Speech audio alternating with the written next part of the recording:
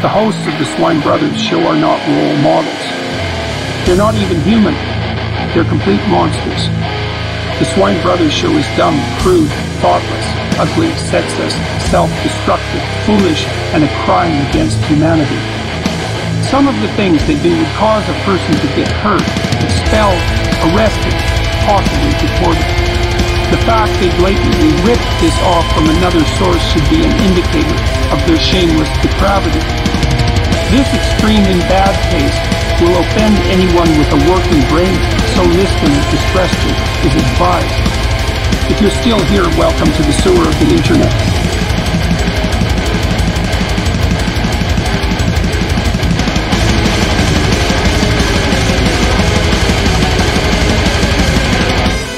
And that's when your bugs start crawling out of her coat.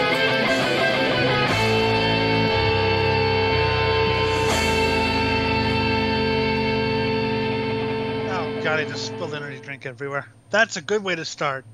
Welcome to the Swine Brothers Show, episode 198. If you'd like to email the show, you can do so at cosmicgodsdie@gmail.com. Facebook is Swine Brothers. I think it's facebook.com/SwineBros666. And Twitter, if you'd like to get in touch with us on Twitter for whatever reason, is at SwineBros666. You can also leave a comment. Yeah, leave a comment, like, you can also subscribe, hate, defecate, share the living fuck out of this because we suck at promotion. Share, yes. I am your host, Mr. Elliot Lindemood, and the co-host here. I am the Jim, and this is fun. So, yes, I've started the show by spilling energy drink everywhere because the top is damaged. So it's gonna be a good show. It's 198, man. We're almost there. Almost there, indeed. Fuck. I didn't even know I'd be along. I thought I'd give up like 10 episodes into it, just give up on life completely. And here I am. Why didn't you give up on life completely? I wanted your brain splattered everywhere. Because, Jim, it would have pleased you. And I don't want to fucking please you. There we go. That's the spirit. Oh, take that while you're at it. Exactly. So what the fuck kind of crazy idea did you have today? Well, a couple nights ago, I was quite high. Because that's what I do now. It's legal here. And I was feeling a bit nostalgic, so I found an old forum post. Or not, it was a journal entry on my old Song Meanings journal. This is before I started the blog in 2008, and it was about getting older. So, Jim, what was your greatest fear when you were a teenager? Greatest fear? No more beer. And it's just funny because I seldom drink anymore. But yes, as a teenager, my only fear was no more beer. Well, my greatest fear. I had other fears, but you get them under control. You know, I had a fear of heights. I overcame that by jumping off of bridges.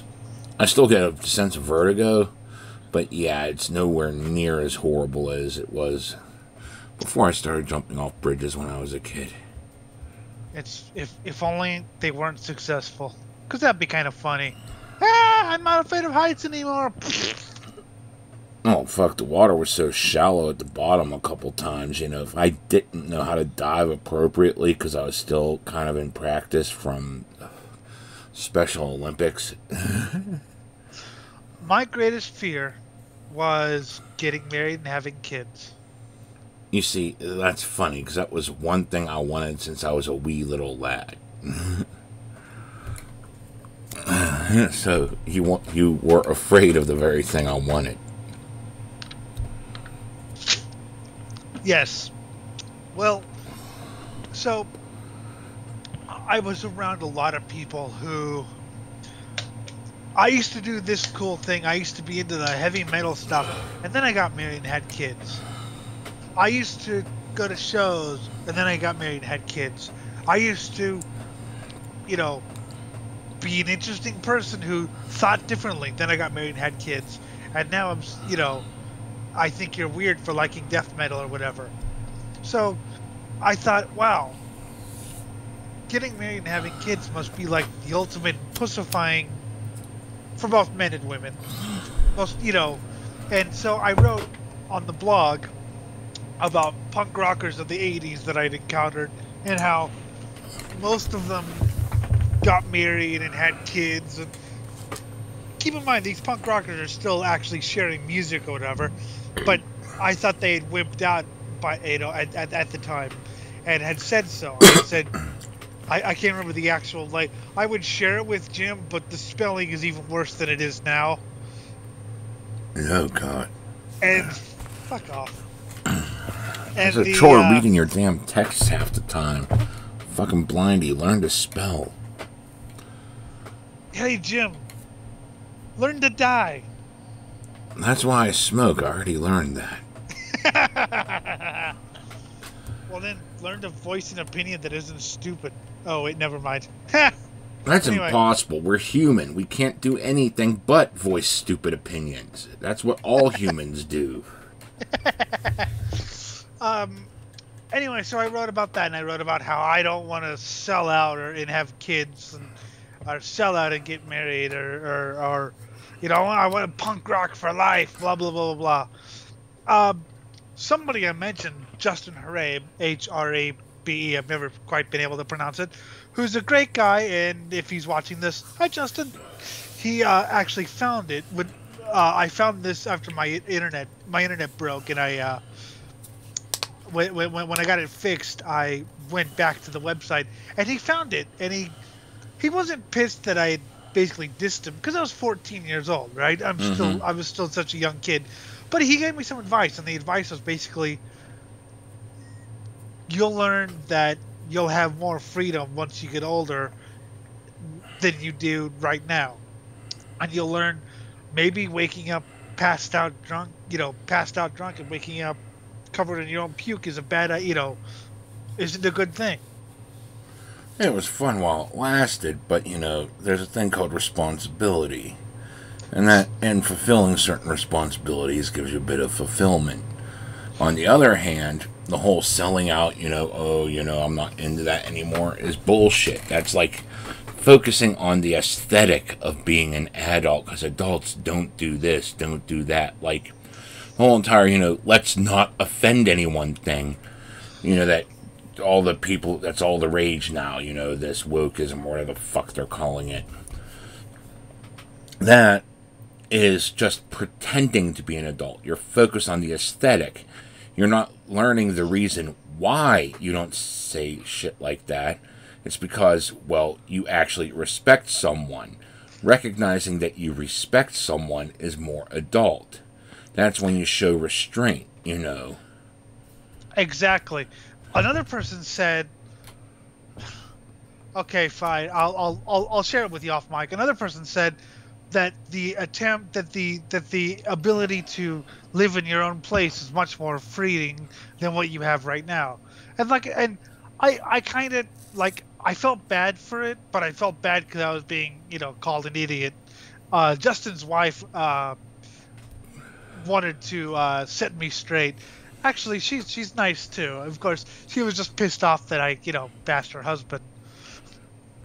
Not even bashed. I think I said he was cool, but I was like, why do you want to get married and have kids? That's lame. But so that was my greatest fear, because I thought that once you did that, you got boring. Oh, God. No. The whole thing with selling out is not the whole entire case. It's not getting married and having kids that does it. It's getting married to the wrong person that does it.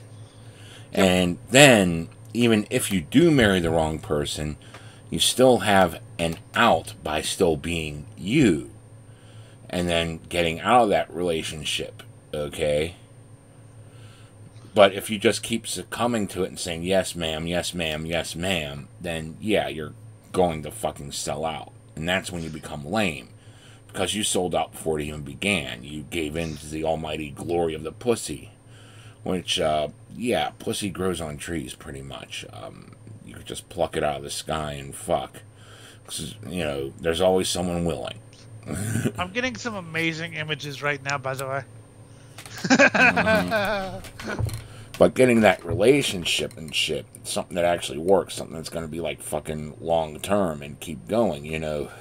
Yeah, that's been a fucking trick for me to find even after all these years. I ain't stopped looking. Even found one that's a really good potential right now. But, you know, the whole thing is, that's the trick. You got to find someone where your style, your insanity meshes well with theirs, and you can keep it going for the long term. Because, you know, yeah, sure, when things first start out, you're going to have a lot of lust of the flesh and all this shit, okay? And all the fucking fine, frilly things that go along with it. But eventually, you're going to go through periods where it's like, you know, a month or two where you have to keep just doing the adult thing because, you know, you got 6-day work weeks because, you know, they got mandatory overtime going and you go fucking feel burnt out and shit and just can't get it going. Especially as you get older. But then, you know, you get that weekend off. It's like, okay, we're just going to say, fuck this. Go out in the middle of nowhere and go skinny dipping in the fucking middle of this fucking pond. We don't even know if there's going to be fucking leeches in there. We're just going to do this because fuck it. You know. And so I just remember, like I said, just like, because I wanted to be a punk rock for life or whatever, not knowing what punk really was or anything, but you know, that was my idea, and of course I'm not that same person anymore.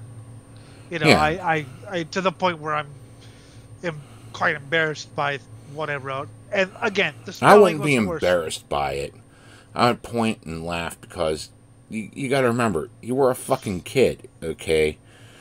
You're a raging ball of fucking hormones with minimal to no experience. There is nothing to guide you. Once you got older, you got the experience. And then, you know, your hormones eventually did start evening out and you're able to, you know, control yourself. Which is, yet again, something a kid can't really do is learn to totally control themselves because they get fucking just so bashed fucking emotions. I remember whenever I did shit like that. That's why I laugh at it. You know, I tested to see if the electric fence was fake using real science. I took off my shirt and wrote a little big wheel tricycle thing into it. I used to love those things. Yeah, well, you know, because whenever they disconnected the circuit, there was no electricity running through it, so I thought the electric fence was fake. I didn't realize that when you connect the circuit, there's electricity running through it. But at least I was smart enough not to grab it, which would have just made me clutch down on it and electrocute myself to death. You know, and whenever I hit the bike, yeah, that was a huge jolt going across my chest. Like, oh, wow, the electric fence is real. But that's what I did as a fucking kid. Now that I'm an adult, you know, yeah, sure, I got that thing to experience it, but I saw a fucking industrial meat tenderizer. There ain't no fucking way I'm sticking my hand in there to test if it's real or not. Do it. You know. Do it. I think what embarrasses me, though, is just that I posted it online. And the site's actually been taken down. I had to go to the Wayback Machine for it. But people saw that. Oh, God, they saw it. I mean, who saw you almost kill yourself with the electric fence? Dude, that doesn't even fucking matter, because if there was an internet back in the day, I would have been posting shit like that. I know. To their credit, I mean, that's one thing I don't get about people my age. It's like, yeah, we did all this shit, but we didn't post it online. Bull fucking shit. If it would have existed, you would have. Because you were a fucking kid. You didn't know any better, A. B, it was a fucking great time. C, who the fuck wouldn't brag about drinking a beer bong filled to the brim with vodka? Even though you smashed your head into the damn makeshift table in front of you right after. God, I'd watch that. It wasn't until recently that I realized, because I went through a period of trying to kind of deny that era existed, and it was like, wow, why did these people, Justin and Ed Cole, hi Ed if you're watching this, and all the others, why did they even want to know me and stick by my side? And I realized it's because they knew how young I was, and they realized, okay, he's not dumb, he's young. It's sort of the same thing. I mean, when I watch the old Swine Brothers episodes, I want to strangle myself. And I'm thinking, why did you want to like stick with this? Because I wouldn't have. And I realized you saw.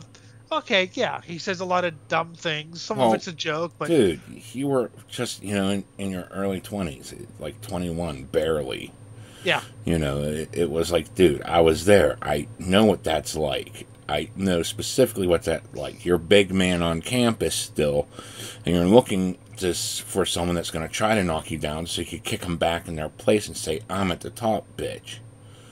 And then you need to be fucking bitch slapped with a crowbar a few dozen times before you realize, I ain't the big man on top. So I'm going to fucking sit here and and actually, do things the right way. And when you do that, that's when you truly become the man on top, when you just fucking even out,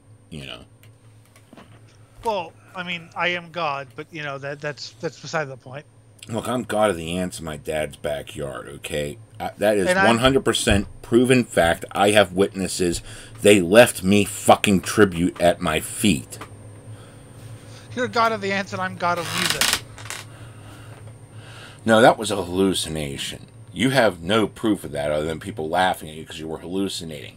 I have proof that the ants left tribute to me as their deity at my feet. I gotta get him on this show. Actually, I gotta get him on this show. Did he really think you were a bulldozer? Yeah, that's what he kept calling me. Yeah, and then, but that's all hallucination, and everyone knows it. This was verifiable fact by people that were sober. Nice. But so. Yeah, so when I was a kid, that was my greatest fear, and I would, and also you have to remember I saw pregnant girls in high school, and it was like, well, you're 15 and already have a kid, your life is over. That was a bit of a fear of mine, Yeah. Knocking some chick up before I graduated college, which I stopped caring about that after I dropped out. I think that's whenever I had more unprotected sex and shit. Just because I didn't care if I knocked her up then, because, I'd already dashed my own dreams, well, unknowingly dashed my own dreams. I still blamed society, blamed the system, until I had that moment of reckoning, like, oh yeah, that was my own fault. Oops. But still, I didn't have that dream holding me back anymore. I could just get a job, and if I knocked someone up, oh well. And, apparently I was connected enough to the people. And I didn't have sex with that many people before the ex-wife. And from that narrow time period, from the time I was 21 until I married, there was only about, 4 girls I was with besides the ex-wife, And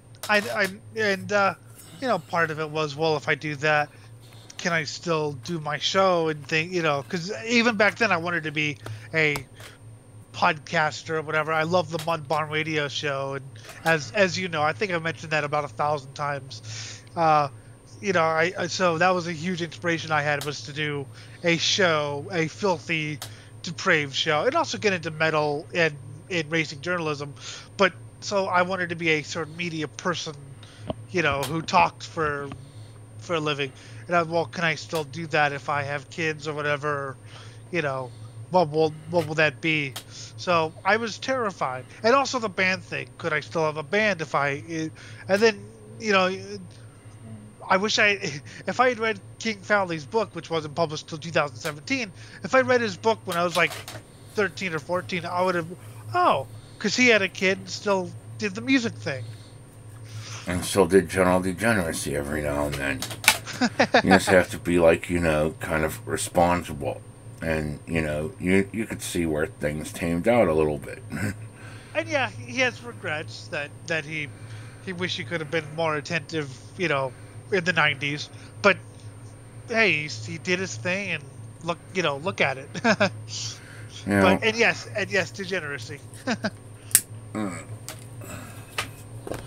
Degeneracy is fun, but as you get older, you realize you gotta ration that out because there's more things you gotta be responsible for. You gotta have a living, you gotta pay bills, you gotta keep a roof over your head, food in your stomach, do everything yourself. And eventually you've got to wonder, do I want to live life or do I want to drink myself to death? Mm-hmm. And, you know, the child in you is going to say, drink yourself to death, because what the fuck? But, you know, life's got, like, all... And, you know, whenever you look at life, you realize there's going to be a shit ton of downs for a handful of ups. And you got to ask, you know, what are the fucking ups going to be worth it? And generally I say yes. I mean, fucking shit, I hate the term adulting. I have to go adulting today. It's like, no, you didn't grow up. Today. I am childish as all fuck. You know, I play video games. I do insane rants with some fucking blind kid on the other coast of fucking moron. Okay. And you hear fucking the shit I do. I do fucking Fright Night Theater, where I'm just completely cheesy, over the top acting, and it's fucking hilarious, and it's so childish, and you could see the gray in my beard and shit.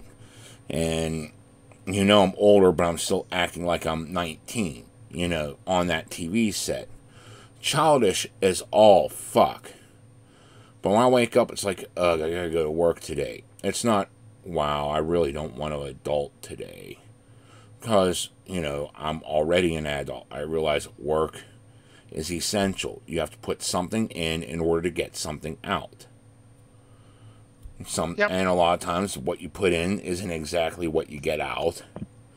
You know, some sort of diminishing returns and shit, but at the same time, you know, you have to give in order to receive. You know, work is essential because there is no sustaining of life if someone doesn't go out and gather the food. I first saw this a couple of years ago. Like I said, people of my generation. Oh, I don't want to. I've had enough adulting for today, and it was, you know, checkbooks and stuff. And yeah, that's, you know, yeah, that's boring shit. You just gotta do, fucking. But that's just standard. That's the norm. You know, once you are on your own, that's it. That's what you do. It's not like a switch you have to turn on. I'm going to adult right now. No, my switch is, I want to be a kid right now. Yes. You know, because I spend all the rest of the time doing the normal things. The normal, boring shit. You know, why the fuck wouldn't I want to go out there and do something depraved or do something chaotic?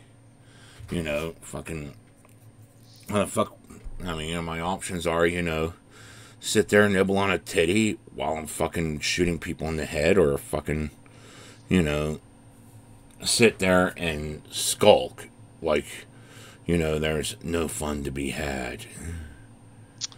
But so it took a while, and it took people to, you know, to meet people who were still, you know, more mental than I am, and yet, like I said, still had kids.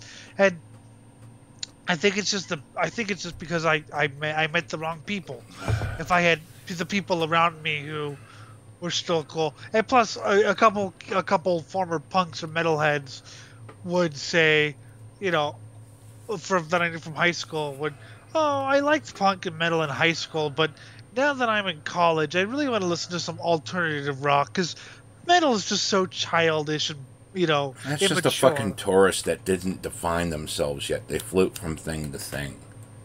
And, you know, it's one thing to, you know, say, I appreciate a wide variety of music, because at least you know what you're into. And even if you just narrow it down to like 3 or 4 genres and subgenres, you know what the fuck you are. But if you're saying, I was this, but now I'm that, and now then like in 10 years I'm going to shift into being this other thing, you have no idea what the fuck you are. And not knowing what the fuck you are is a huge aspect of being a child. You never grew up.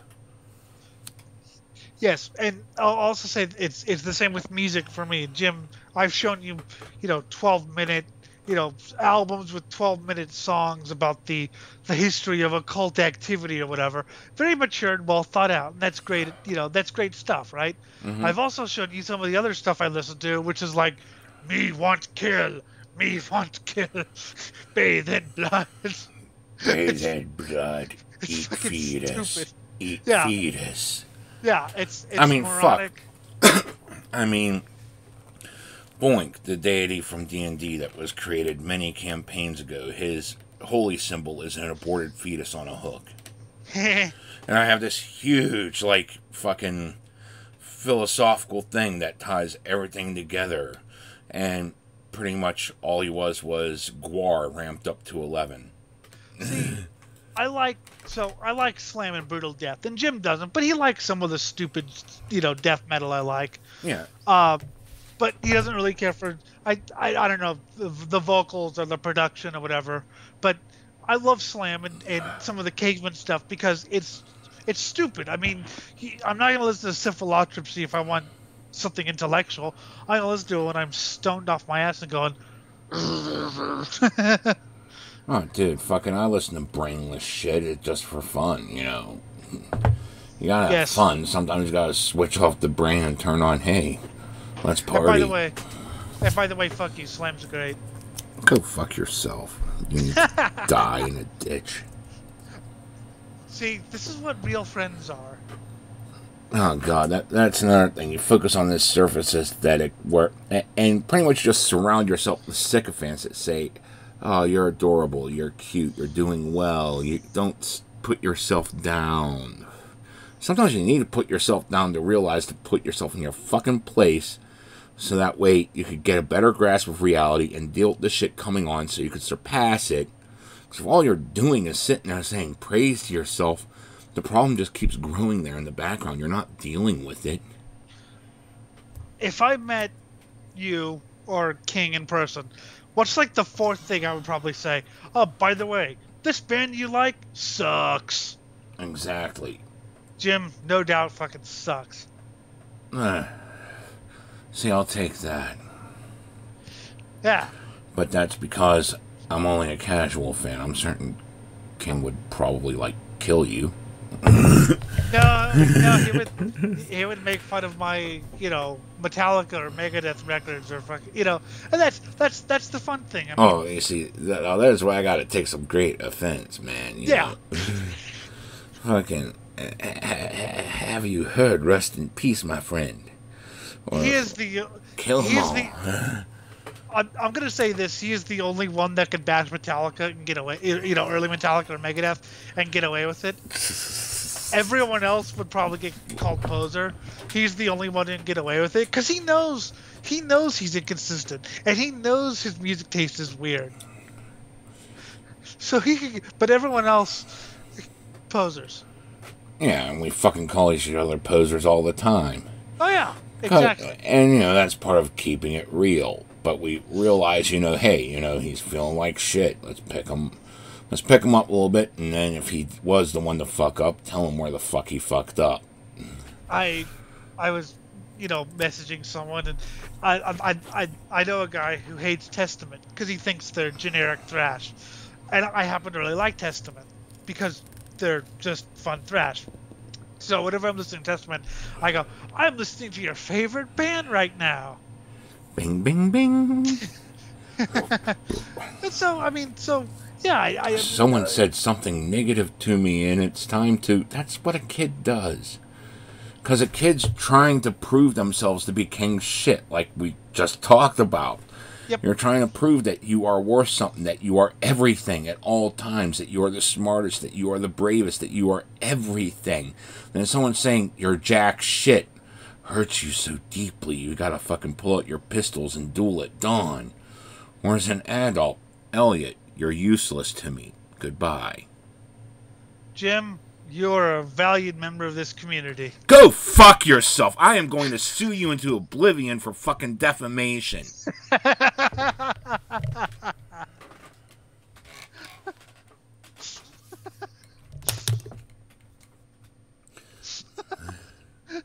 But you see how little this fucking phases us. I can't go on now. That was... thank you. But, so, I was once talking to another guy who didn't like Megadeth because he thought that Dave was overcompensating a little bit, which, yeah, he was. Yeah, Dave always is, but continue. But the thing is, we had an intellectual conversation about why he didn't, because I was curious, because he likes, he has a good taste in metal, and we had an intellectual conversation, and he outlined it, and we talked, but then we got bored of that, and we started insulting each other, right? And we were on voice chat, but we were typing to each other. So the typing was like, "Oh yeah, you don't like, oh, fuck you, you poser, and fuck you, you only like mainstream," just completely an insult. We were laughing at each, like, I was like, "Hey, I bet I can one up you." No, you can't. So we were having a great time insulting each other. Meanwhile, his friends were like, "Wow, you should really get rid of that blind kid. He's really mean to you." Fucking posers. Meanwhile, we're having fun because we talked, and okay, I understand. It's not like you. It's not like you're completely destroying someone's dreams with it. Because we all have faults, okay? And picking at them is how, someone else, your friend of yours, picking at them, especially. Yes. They know what your fault is. They accept you in spite of it.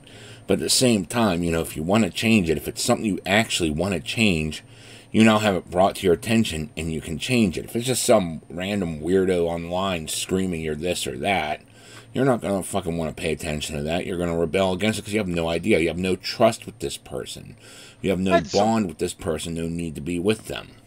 And some things, again, lighthearted. Some things you don't need to change. I realize that I can be... Some people say I'm a little bit smug. I am. You see, no. You're not smug because I am the asshole. As in the asshole which all other assholes should be gauged by. You are not an asshole unless you come within 10 miles of my assholiness. I'd say about a level 2. And some people say I can be a little bit condescending. Oh, you like... death. Well, that's cute. I like death too. Yeah, I have a little bit of that condescending thing. But whatever, it's me. Exactly. But it's like, fucking what do you want to roll with and what the fuck do you want to change? That's the whole thing. Because, yeah, if you're making fun of something of you that you've already accepted about yourself that you embrace and don't want to change, then it's a good joke. If I'm making fun of you for something that, poking fun at something of yours that you do want to change, well, then you start changing it. And, usually whenever I realize that, it's like, oh, I remember when you used to do that. That was fun. Yes. I remember whenever you thought you were king shit whenever you were fucking 21, thinking that, like, all you had to do was have a quick, snappy comeback. When all I had to do to impress you was sit there in the corner, analyze what the fuck was going on, then say one sentence that just was so layered that, like, it was like Nietzsche reborn. Yes, because you were tired. So me and Scott and Mason and whoever the hell else, I think that Sargon guy was in there for a couple of minutes. We'd start talking and, just bullshitting. And I would forget you existed. And then you would say just one thing. I'm kind of nervous too, but I want to re-listen to that early Metal Gate episode. If you don't know what we're talking about, that's where I met Jim on a show called Metal Gate, which was his show. And I believe he was exhausted. It wasn't even my show. That was fucking Scott's show. Yeah. Yeah, but you were kind of the unofficial co-host. I had to be the unofficial co-host because I was the only one that knew metal. Well, so I joined because Mason, who was he was on the show a long time ago. Weird kid.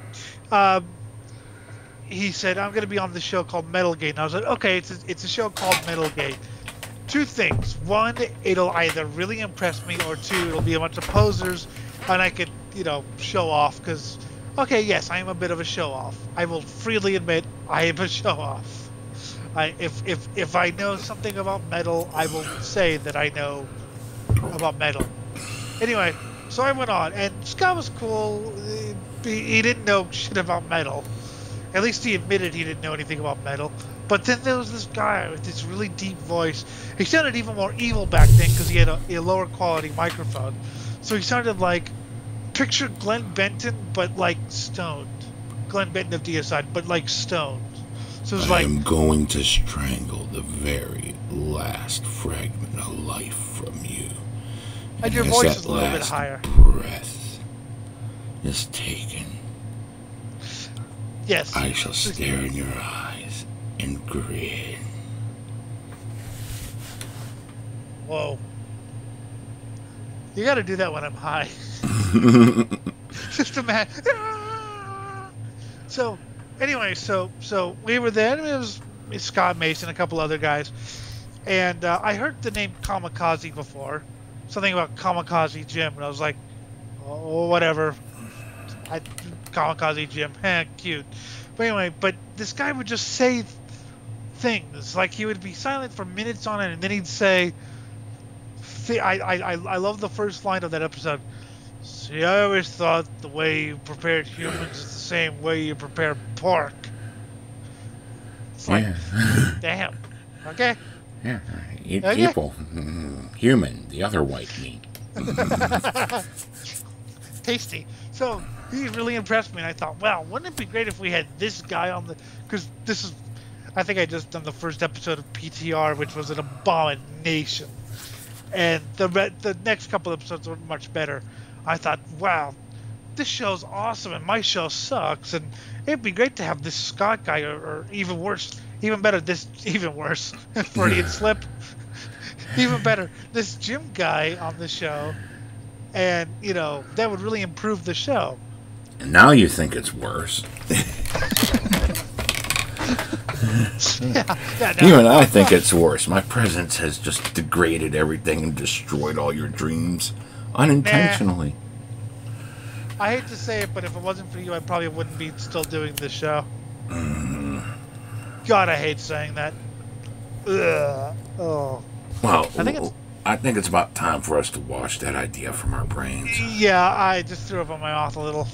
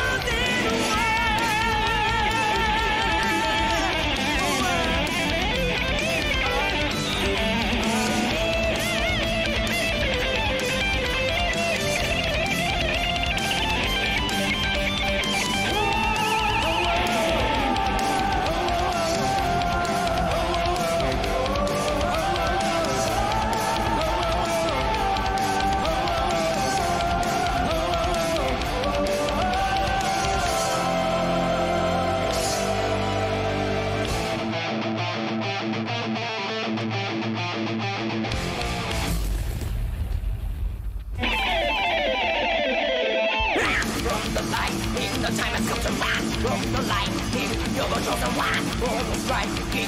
Will you surrender for me through the lightning? Run from the lightning, you know you'll never run. From the lightning, you know you'll never run. From the lightning, you know you'll never run.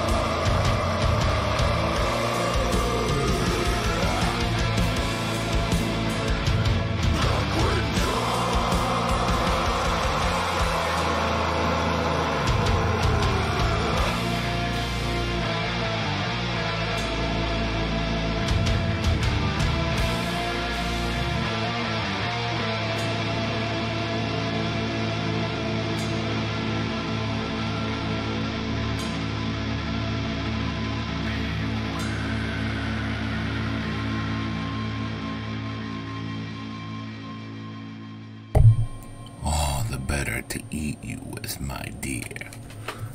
Anyways, the first song was Jessica with Lightning. This is on, right? This is on. Okay. Yes, that's Jessica. New band I heard thanks to a random guy on a Discord who saw them live. Oh, that's off their yet to be released album. I don't have any details about it. They do have an EP and an album out, and it's well worth. I mean, you heard her highs. They're almost like Sheepdog from Razor. It's fucking awesome. The second song was Darkened with Black Winter off the upcoming album to be called Black Winter as well. And that's, of course, a supergroup Daryl used to be in from Citizen Arrest. I don't think he's in the band anymore, but of course that's scored from some little band there. One of my favorite new death metal bands. Alright, so where the fuck were we? I found the post, by the way. Oh God, no. Yeah. That's depressing. Yep. It's as bad as... We'll talk about it next episode. You'll have time to read it by then and analyze it.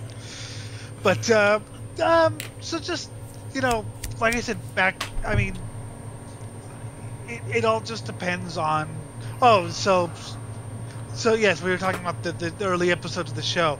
And, yeah, so you kind of came and like I said, I was like, wow, wouldn't it be great if Jim was on this show? And I hate to say it, like I said, you have actually, without you, I probably wouldn't you know, continue the show. Someone had to bitch slap you. Yes, 6 million times. Yes, and I have to bitch slap Including you that too, one because, time I had to fucking pop out whenever I was the one maintaining the whole thing. yeah, I was fucking exhausted. I don't like 90 minutes of sleep. And Jim's like, do you want to Swine? I barely remember what happened. I re-listened to it the next day. I think we did a show the next day, but I re-listened to it before, and I was like, oh, no wonder you were pissed. Yeah, I'd be pissed too. I was trying to make some sort of point, but I just kept saying it over and over again. And you already made the point 5 hours ago, and you're still making it over and over. It's like, just shut the fuck up. You're not that important. The idea has been explored and shit on already. Go away. Yes, but you also need someone to bitch slap you a few thousand times. Yeah, I know. I need that every now and then. No, you need it like constantly. It's like, oh, here, Jim, it's your 9 a.m. Bitch slap. Get back to work, you fucking filthy slut. Because you do kind of, you can fall into some traps, and I'm like, Yeah. listen to yourself. Listen to yourself. And you're like, oh. Yeah, I guess that wait a was minute. dumb. Wait a minute. So, I think we both need that. Yeah, we both need that. Everyone needs that from time to time. And if you don't get it, then you're just surrounding yourself by sycophants that say, yes, yes, yes, you gotta keep going down that erroneous direction. We're just gonna lead this straight to, well, not the fun part of hell, the bad part of hell. You see, we're gonna be in the good part of hell where we get to stab people. You're gonna be in the bad part of hell where we get to stab you. But you're so mean. He's so mean to you. How can you like that? It's like, because it's funny. I mean, I think what he says is funny, and That's one thing kids don't really get either, is they take themselves so seriously, because at that point in your life, you are your own world. That is your entirety. You're just starting to gain the concept of other people, and hopefully you're learning how to look at things from their perspective and attempting to empathize and sympathize and all that fun shit, you know. But, you know, you just get stuck in this I am the center of the universe. So if someone says something bad and it's actually accurate, it actually describes an actual fault of yours, you're going to take extreme offense. Holy shit, it gets worse, Jim. I forgot what I was calling myself then, because I call myself Moonblood Krieg on Discord or MBK, but I'm Elliot, right? And I always say, just call me Elliot, just fuck the username, right? I always just, it's me. I forgot what I was calling myself back then. Oh, yeah. G.G. Allen. You wait. And you didn't get the, what? That was my fucking screen name. I kid you not. And you took yourself seriously. Yeah. Oh my God. Eat your own shit. Come on. Do it. Do it. On stage now. Get the blanket. Reincarnation. I want you to take a giant shit on your bed right now and say, Johnny Depp, then eat your own shit on camera. I don't know how we're going to rig the camera to film this, but we're going to film you taking a shit on your own bed, then saying Johnny Depp, then eating your own shit. Then singing, I'm infected with AIDS. I have a camera, but oh my god, I forgot. I totally, like, I remember the content. I remember how cringe I was. I forgot I called, because I stopped doing that pretty quick. I think I stopped in like 2009. And everyone was pretty thankful. But yeah, for about 6 months, I would say, my screen name was Gigi Allen. Which is like, if you call yourself Gigi Allen, I mean, even if you're a huge fan, whatever, you're not, you're trying too hard. You're either trying too hard or you realize the joke you are. Now, if you realize the joke you are, then it's going to be great.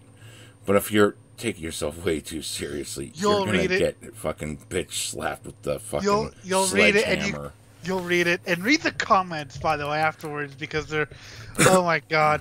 But yeah, I forgot because I nipped that pretty quickly. I think, like I said, I stopped doing that after a while, and I just started calling myself Elliot because it was like, this is, even I thought it was pathetic. There you go. So, and I wanted to talk to someone, and he's like, yeah, I couldn't imagine having a conversation like this with you if you could still call yourself Gigi Allen. I was like, yeah. Although, of course, the YouTube URL is still Gigi Allen is God 1, so. Mm-hmm. But I stand behind that. The only reason it's 1 is because Gigi Allen is God was already taken. Yes. So, yes, it's still Gigi Allen is God 1. That was, I had to create a YouTube profile. But, yeah, I totally forgot that. I think I blanked it out.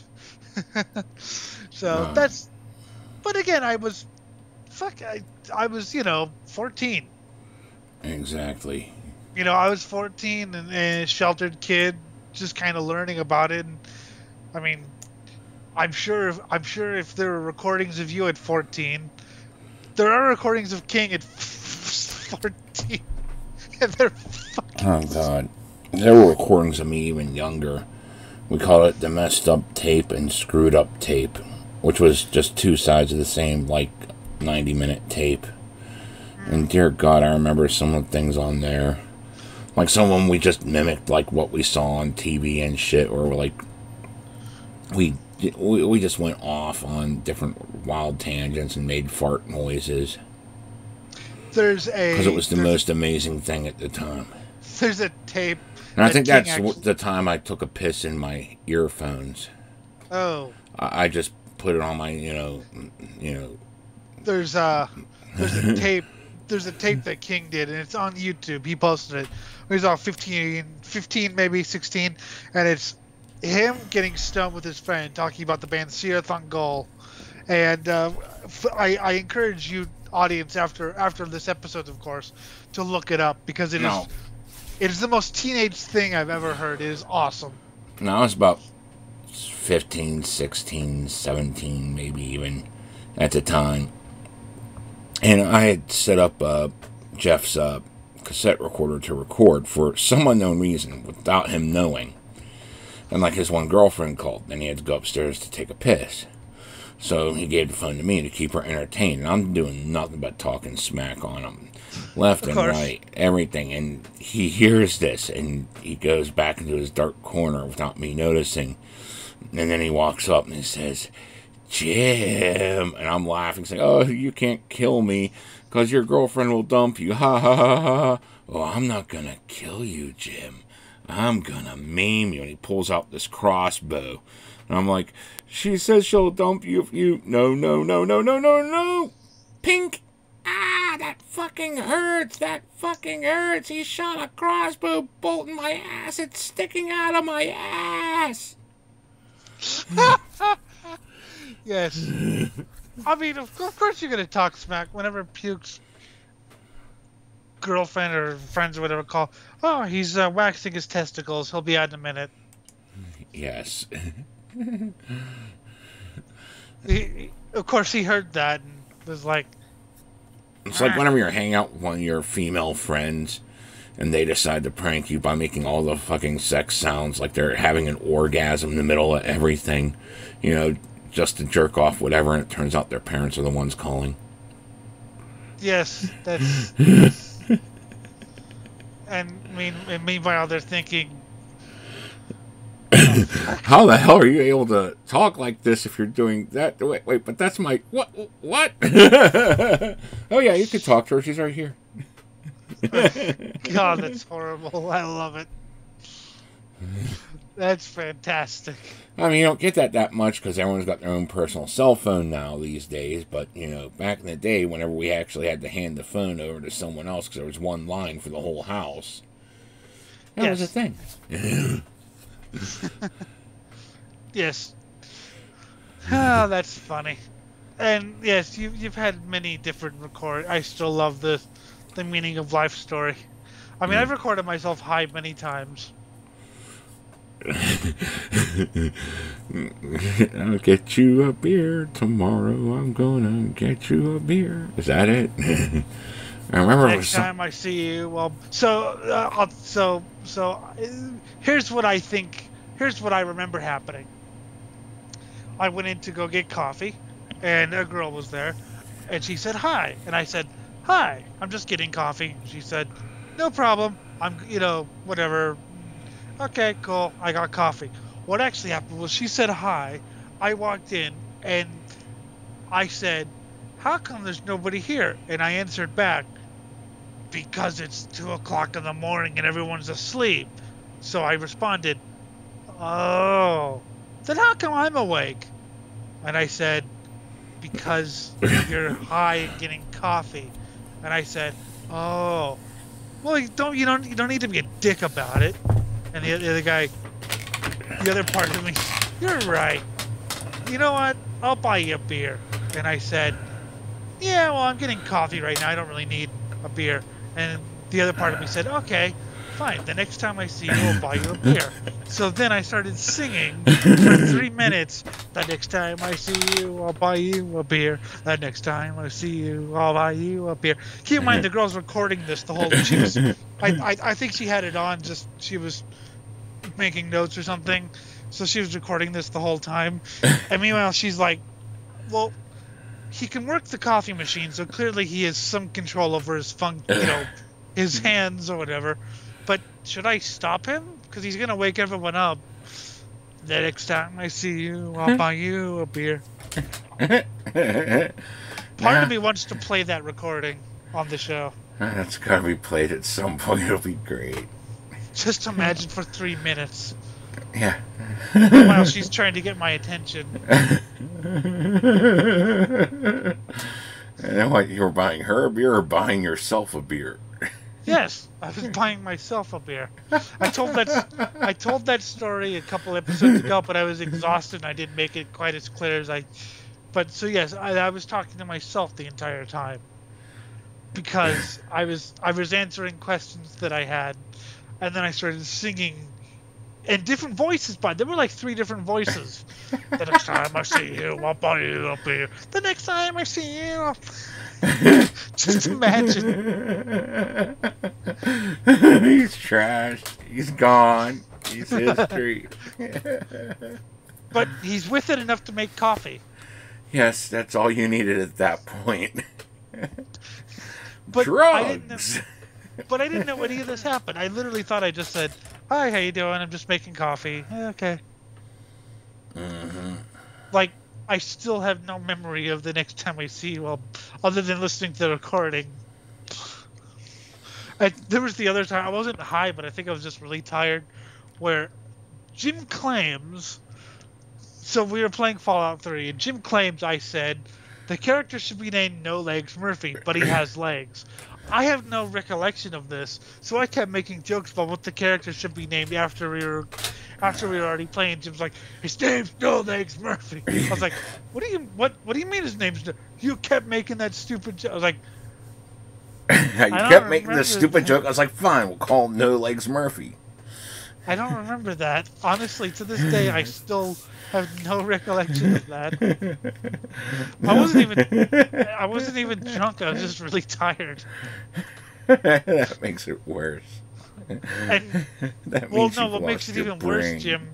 What makes it even worse, Jim, is I have a fantastic memory.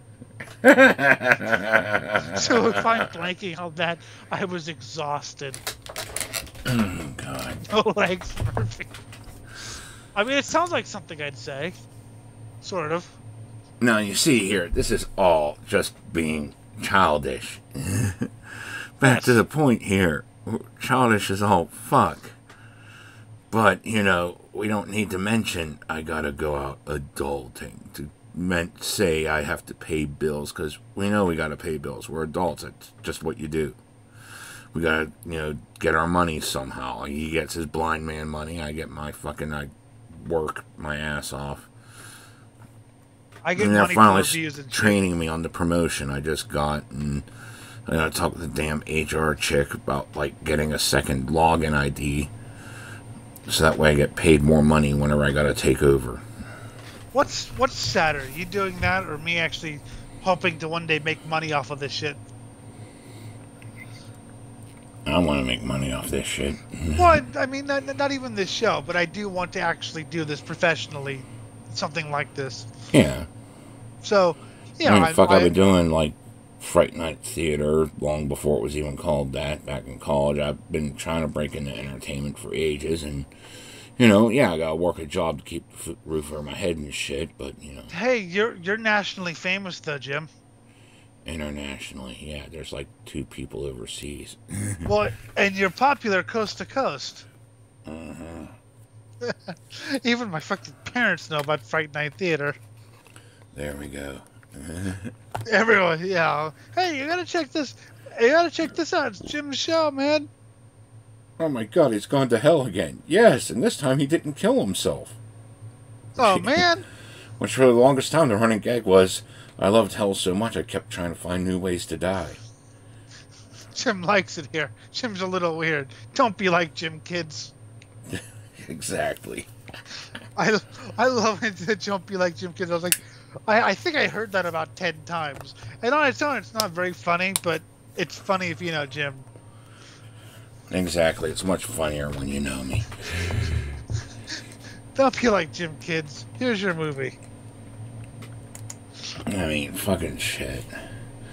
When you sit there, you surround yourself with sycophants, and you get none of this fun, because you're all too cautious and, you know, worried that someone might hit that cursed block button. Dude, you fucking make fun of someone, and they hit the block button, they weren't going to be a friend anyway. Well, it's not that. Especially if you're doing it just in jest, and we're hoping they'd get the joke. They're taking life way too seriously. Because life, Jim, is too negative. We don't need any more negative energy. It's not even negative energy. You're saying something negative for a positive benefit. You're both having a laugh at one's expense. Sometimes it's my expense. Sometimes it's your expense. But it comes for everyone. And it teaches you one thing. That my balls are hanging low. And I don't mean to, you know, I'm not trying to make light of, you know, mental whatever, but... Look, okay. Do your balls hang low? Do they waggle to and fro? Do they slap an ass when you're banging a hoe? Do they hit the toilet water when you really have to go? Do your balls hang low? Dear fucking God. Did I put images in your head that you wish to be purged with fire? Yes. Good. Man, why? God. Why, Jim? Now, you see, the whole time here is like, you know, this is just having fun. If someone needs built up, we'll build them up. You know, because there have been times I had to sit there crying because, heartbreak or something disastrous happened. Same with him, and it's like, yeah, you know, this is going on, okay, let's do that, and then, you know, things are back to normal whenever it's like, no, you can die. Although sometimes okay, stop the self-pity shit. There's that too, where you just need that slap across the face, and that's a huge part of, you know, building someone up. Sometimes you gotta say, slap, get your fucking self together, man. Well, Come yeah, on. we're not. I mean, we're not. There's a difference between this and just outright meanness. There's a big difference, I think, between this and, just being a dick. Yeah, if you just take the words out of context, sure, it might sound like I'm just being a dick, but come on. I'm being a dick all the time. I know you, and I know what annoys you. But I can be nice if I want to, or, I can, again, I'm sorry to hear that or whatever. But, if you were actually having a really hard time, I would probably force feed your arm to the otters and then sodomize them while they're being slow roasted over a pit, so I could have, like, sodomized otter meat, which was fed your arm. Yeah, exactly. That's to cheer you up. Exactly. Sodomized otter meats. You know what? You don't get this kind of content on any other show.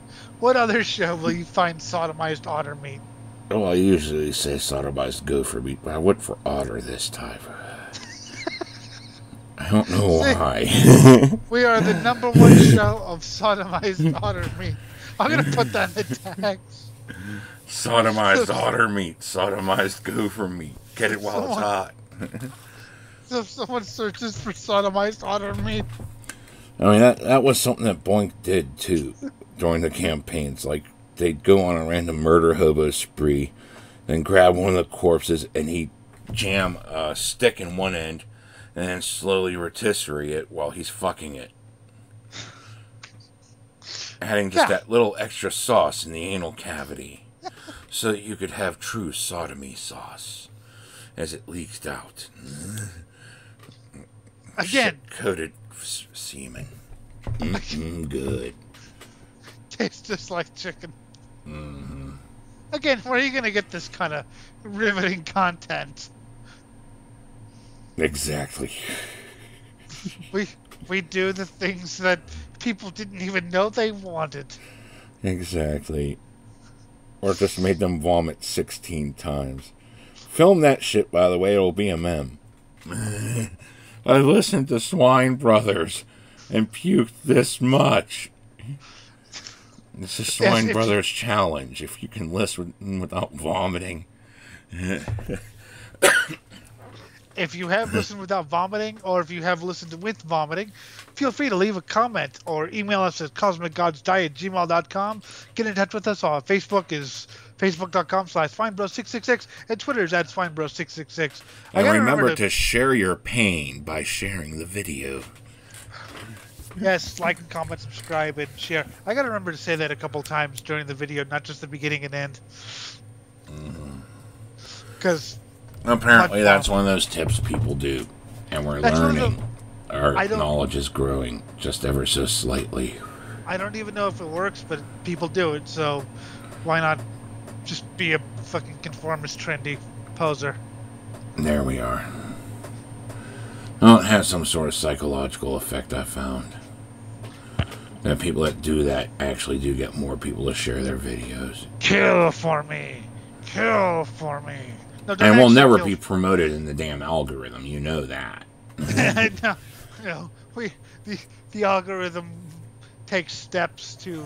Although I believe we are the first person to search we are the first result if you look up the words intestinal disgorge interview. Yay! Which I'm sure millions of people are doing. So yeah, again, childish, but you have to know when to hunker down and do your thing. You see, being childish is reserved for fun time. Well, normal time is usually work, drudgery, cooking, cleaning. You know, all the things that are just normal. If you're separating this by the term adulting, and then your normal default is just being a child, well, you never matured. You never grew up. Yep. And this is quite different than the original premise here of growing up does not mean selling out. You can sell out as you grow older, but it's better not to. Yeah, I don't think. I mean, selling out short-term gain, long-term loss. Yeah, okay, you have a stable future or whatever, but I don't know. Eventually, I think I just go insane and start hacking up my arms. Yes, if all you had to do is conform to everything everyone else wanted for you. I'm a natural And which would outsider. make you the most bland person ever.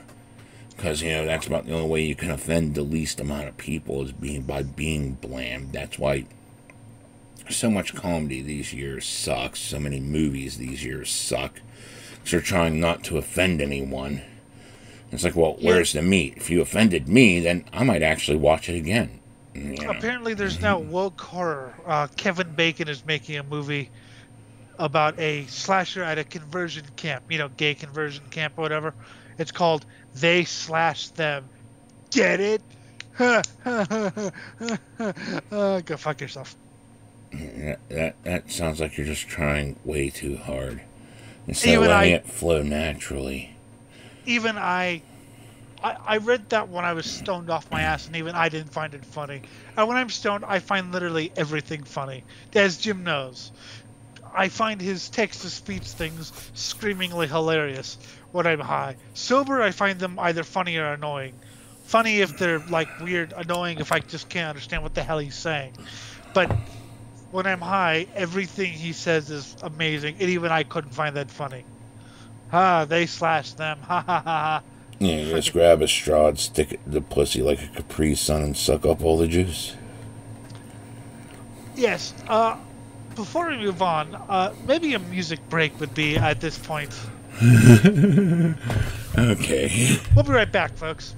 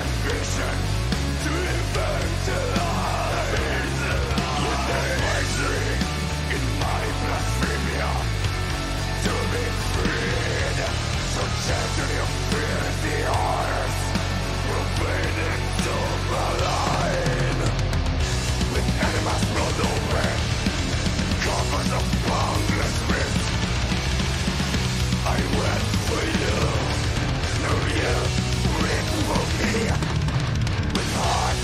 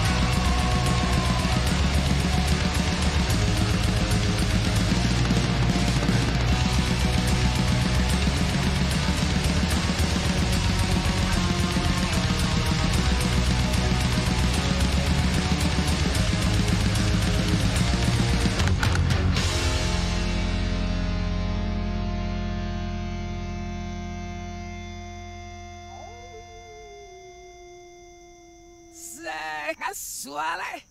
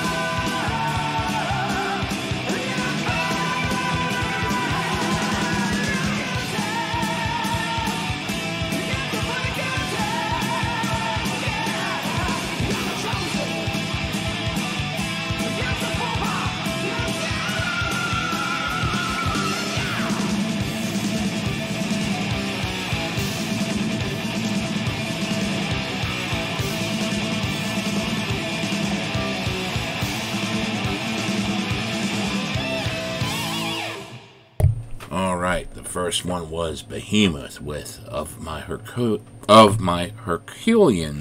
Exile. Blah. Tongue twister there. That is off their new album, which will be released later this year.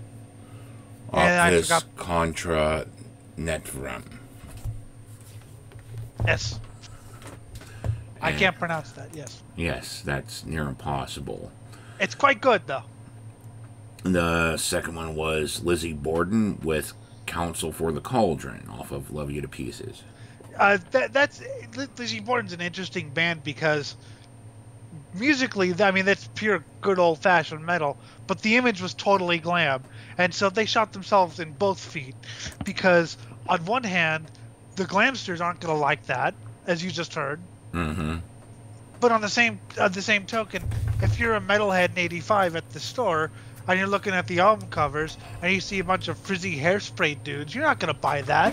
When you can get like Iron Maiden or Slayer, or, you know, which you're missing out. Mm-hmm. You know, I'm just sitting here while we're listening to that, and I got thinking, you know, the whole entire thing was, you know, this whole entire fear you had of like having a family and how that would lead to selling out. And, you know, whenever I felt my daughter kick from the first time inside the womb, okay, that was like this huge signifier that, okay, I had to, like, you know, drop the whole entire kid act and start, you know, being an adult and doing all the normal shit. Instead of just, you know, floating around from party to party, let's stop partying and be responsible, you know. And The ex-wife, being an anorexic and all, that was a fucking nightmare. She tried to, get me to sell out, and one of the major points she had was, like, making certain that I ditched all my friends. Well, I ditched all the fucking druggies that I knew I couldn't be around if they weren't stoned. I kept the 4 people that were closest to me that I knew that, like, we could be sober and hang out and, all that shit. So I had to, because, I had to sober up mostly, spend most of my time sober, going out, doing a job, because that's what being responsible is. I could party whenever I had the free time, but, there's diapers to change and all this other shit going on now. And she kept trying to double, triple, and quadruple down, trying to shape me into this person that I wasn't. There were things I was willing to change, things that you are capable of changing, and, putting down the partying, saving it for whenever you got the time or whatever. That's normal. But then, you had the whole entire, well, you shouldn't listen to metal. Funny how she became a fucking huge metalhead after. I refused to give it down, but that was one of her things, like, oh no, we gotta be adults now, and you gotta give that up. And I refused, no matter what, Because... That was core to who I am, it's like, okay, that's just music. Because the music you listen to is any bearing on whether or not you're a responsible person or not. Yeah. Which is why, like, no serial killers were until the Beatles, or... I mean, before she really she started slowly getting the metal with me, but then she stopped when she tried to, like, force me not to, and all this, because that's what adults do, but she acted a million times more childish than me by fucking destroying whatever job I had, by whatever means were at her hand, and then she'd just lose her own job of her own accord, because she was way too irresponsible to hold it down. So it's like, okay, so you want to focus on these things that aren't even part of being an adult, while being a child, versus me keeping these things that are supposedly holding me back, while, I give up the things that you're taking up to destroy yourself and everything and be a child, and I gave up most of the things that made me a child. That's one thing, the metal thing, because, as you know, metal is a, part, it's who I am, That's one of the things I never understood, the you can't listen to metal and be a responsible adult thing. It's like, it's okay to be a drug addict, alcoholic, but, metal is bad. And that's childish. Oh, I had girls.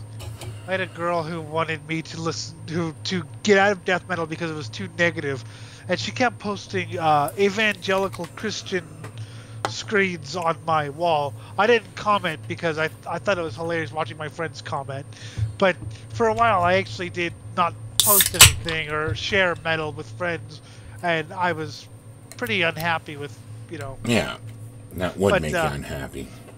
But I had another one who wanted me to get out of even Christian metal, because even Christian metal is still the sign of the devil, and wanted me to become a blind evangelist. Now I could do the fire and brimstone thing for a good few minutes. And that's you're gonna all burn in hell. That's right, Ty. You're gonna burn in the fires. Oh God, I gave sermons while I was in the homeless shelter. Oh, that was great. I was even declared to have the fire of God burning in my belly, ready for release, so I would be a prophet. I like to tell random people to repent. Repent. What? Just repent. Repent, for the sounds of my testicles clanging against my kneecaps has foretold it. Now that's decrepit. I like it. Mm-hmm. And yeah, I mean, your body deteriorates. It's so some people who are even younger than you, like 35 or whatever, I wish I could be a teenager again. And, I mean, yeah, physically, I wish I could physically be a teenager again. That would be the bomb. But now mentally, I got the wisdom to have even more fun with it. But mentally? Oh, fuck no. God, no. was I an annoying pud. God, no. No. I don't even want to be 21. God, anything before 25, no. I'm going to make you like 7 years old and just leave you in Compton. Yeah, that's what we would have to do with ourselves, our younger selves. Just and then drop us off into Compton as we watch and point left. We shit our pants and piss ourselves. And go, ah! Because way over our heads now. Well, that's, you know, the wannabe hardcore kids. Here, let's take him to a hardcore play. You know, an actual, not hardcore, but hardcore metalhead, you know, place. And this guy comes in. He's big, mean, scary. He's like 6'5". Hey, Frank, how you doing? Oh God, I'm so scared. Hey, could you shut up? We're trying to talk to our friends here. No, all you're doing is talking about normal, random shit. You're not talking about where they hide the bodies. Yeah, we're talking about. Hey, how did your sister still work at the... Nah, she moved to the Wendy's across town. Meanwhile... No, you gotta put the right emphasis on it. No, meanwhile, she works at the Wendy's across town. You know, you know, that's just how people talk sometimes. Meanwhile, he's shitting his pants because this guy looks like the worst biker in the world, right? And he's gonna rip his head off, and you know, probably if you pissed him off, he would be. But the thing is, you got it under control, because guess what? You're an adult. You're not some kid trying to prove yourself where it's like, yeah, I am this big me, and I'm gonna fucking beat the living piss out of anyone. You know, and just to show that I'm on top. It's like, I have no need for that. I can beat you down, but I decide not to because you're too pathetic. And so the biker guy turns. Who's he? Oh, this is a guy. I might have told him who he was or whatever. And he turns to him, and this guy's about ready to shit himself. You want a beer? Sure. And the guy learns, you know, he learned. But it was funny. The guy turned. He's thinking he's gonna stay. You want a beer? You see, this reminds me of like back whenever we were kids, because you know, Jeff looked up to me, you know, whenever we were growing up and shit, and he thought I was like one of the coolest people on the planet for whatever god unknown reason. But all his friends were terrified of me, so one day he invited them over and invited me over next. And when I come in, they're starting to swarm looking for a way to go out, but he pulls out his butterfly knife and puts it in their back and says, no, you're hanging out with Jim today, or I'm going to kill you. And here he is being a million times more terrifying than I am, but at the same time, they're a million times more terrified of me than him. Because I'm just acting like a random goofball. Normal, well, okay. Yeah. Recently released from a mental institution kid, but hey, you know, you get that. But, and so they hung out with you. And they thought it was really cool. And so they started hanging out with me. The story gets better, though. But it took him holding a fucking knife to their backs to get them to hang out. Because they were more terrified of me than they should have been, apparently. The story gets better, though. Because there was a rumor that this guy killed a cat. Okay? Mm-hmm. And the rumor reigned still...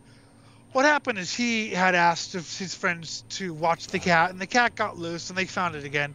And he told his friends that he was going to have the cat put down, right? And so they didn't know. They thought the cat was healthy.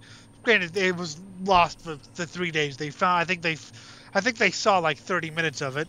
So the rumor was either he liked to put cats down, or the other rumor was, you know, he just bashed his head in or whatever. So this kid's shitting his pants, going, you know, why did you kill the cat? You know, they've kind of talked. He's not as afraid of him, but he's still like, because remember, this guy looks, you know, worse than you do, right? Mm-hmm. He's a scary looking dude. And he goes, you know, why did you kill the cat? He goes, you know, you had the pack put down because it was sick and I didn't want it to fucking suffer. I fucking love that cat. I was like, oh, well, oh. He's like, that was the hardest thing I ever had to do. And they're like, but they didn't think it was sick. They saw it for 30 minutes. They didn't see it cough up fucking blood. Yeah. Because it was a sick cat, and he's like, he said it was really hard to do. It's like, wow, this tough as nails guy, but so they learned he was a human, just a really, really fucking. You have emotions. I mean, fucking shit. You know, you cry whenever something emotional hits you, or whatever.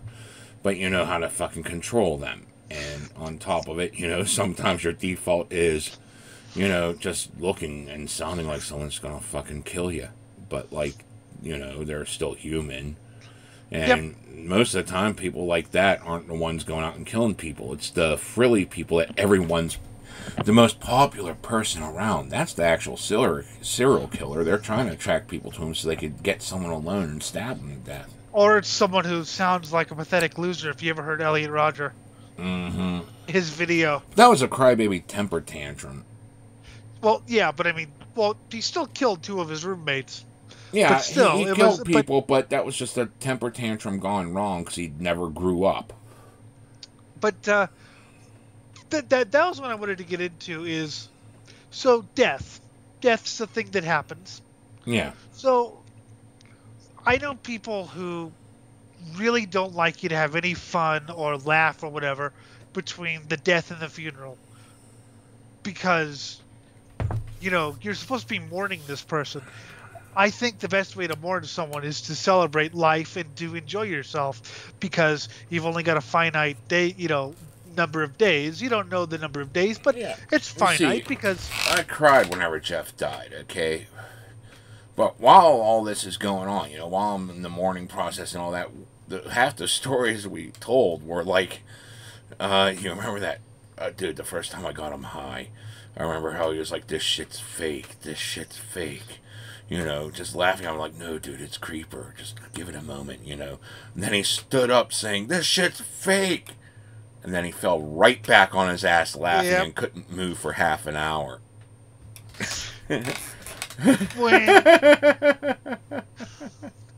I remember Puke tried something that a girl ripped off from the dentist. Okay? Mm-hmm. This is going to end horribly. Yeah. So he tried it, and he got knocked out. So he wakes up, and he goes, I want some more. And he starts standing up, and he starts pissing his pants. He decides maybe it's better just to lay it back on the couch. Wow, now he's pissed everywhere. Yeah. I'm going to leak the piss all over the couch. I don't care anymore. I'm done. But when my grandmother died in Texas, and it was a fairly I hadn't seen her for a couple of years, so it was like, whatever, But I went to a race a couple of days before she died. The IMSA / the World Endurance race in Austin. And people, isn't that disrespectful? I was like, no, there was a race in town. The funeral wasn't for a couple of days. And it gets your mind. I mean, do you want to just sit there and go, yeah, I'm really sad all the time? I mean, you need to live. She probably wanted you to have a little bit of fun. She thought you were a fucking useless pud. I mean, I want to enjoy life. I mean, death makes me want to enjoy life more. I had some days when Puke died but that was more just because just the people I was around were just, and I would listen to them talk idiotically, like, why is Puke alive? Why is Puke dead and you're alive? Can I fix that? Mm-hmm. But I was also on drugs, so. Yes. But yeah, I find that I find that healthy to enjoy life after someone dies. There's also this whole entire push towards hedonism where everything's got to be just instant gratification all the time. And there's something to be said about delayed gratification. Oh, God. Like, it took me years to get this computer, and, that was awesome. And it still pretty much got this afterglow to it. But if I had it instantly the moment I wanted a decent computer, it would just be another computer added to the pile. Who cares? And, you can apply the same thing to sex, where you get the taunting and teasing and everything's going and shit. And you don't cross that barrier. You don't start going until, half an hour to an hour in, And your senses are just so heightened, begging. You're aching all over. And then when you finally go in, it's like, yes, and that release is going to be a lot better than if, oh, wow, I just whipped it out and she sucked it. But also the other thing is, you can't laugh after a tragedy. Like when Dan Walden was killed in 2011, and I was there at the race in Vegas, and I did actually have a pretty decent time that night. Reflective, sure, but I laughed a little bit. We swam in the pool a little bit, and we laughed and made jokes, not about him, but just about things in general. I had people, isn't that disrespectful? It's like I don't see how it is. It's you're in, you're human. Humans aren't just one machine with one emotion. You could be, I mean, you could be in the worst situation ever. You could be, you know, digging your way out of a fucking bomb site, and if you see something funny, you might laugh. I mean, there's people in the Haiti disaster. Remember that earthquake in 2010, I think, in Haiti, and they're shaping boxes, cardboard boxes. They're basically beating them into a temporary shelter or like a sun shield, right? Which wow, that kind of sucks that they have to do that, but they're laughing about it. They're actually having fun doing it. It's like, yeah, okay, our home's destroyed, and that's a serious thing, but this situation is funny, or something the guy said is funny. So rather than just, oh, man, it's not the time, just dwell on the misery and make everyone around you miserable and bring everyone down so they accomplish nothing with life because they're lost in depression all the time. Because bad things happen all the time. God, half the time, how many stories have I told you where something horrible happened to me, and then you turn around, turn it to a joke, then I make an even worse joke off of it. Like, fucking like when I was sexually molested as a kid, one of my favorite go-to jokes with that is like, well, at least I got a useful skill when I go to prison. I know how to suck a dick. And all I could say, Jim, is gobble gobble.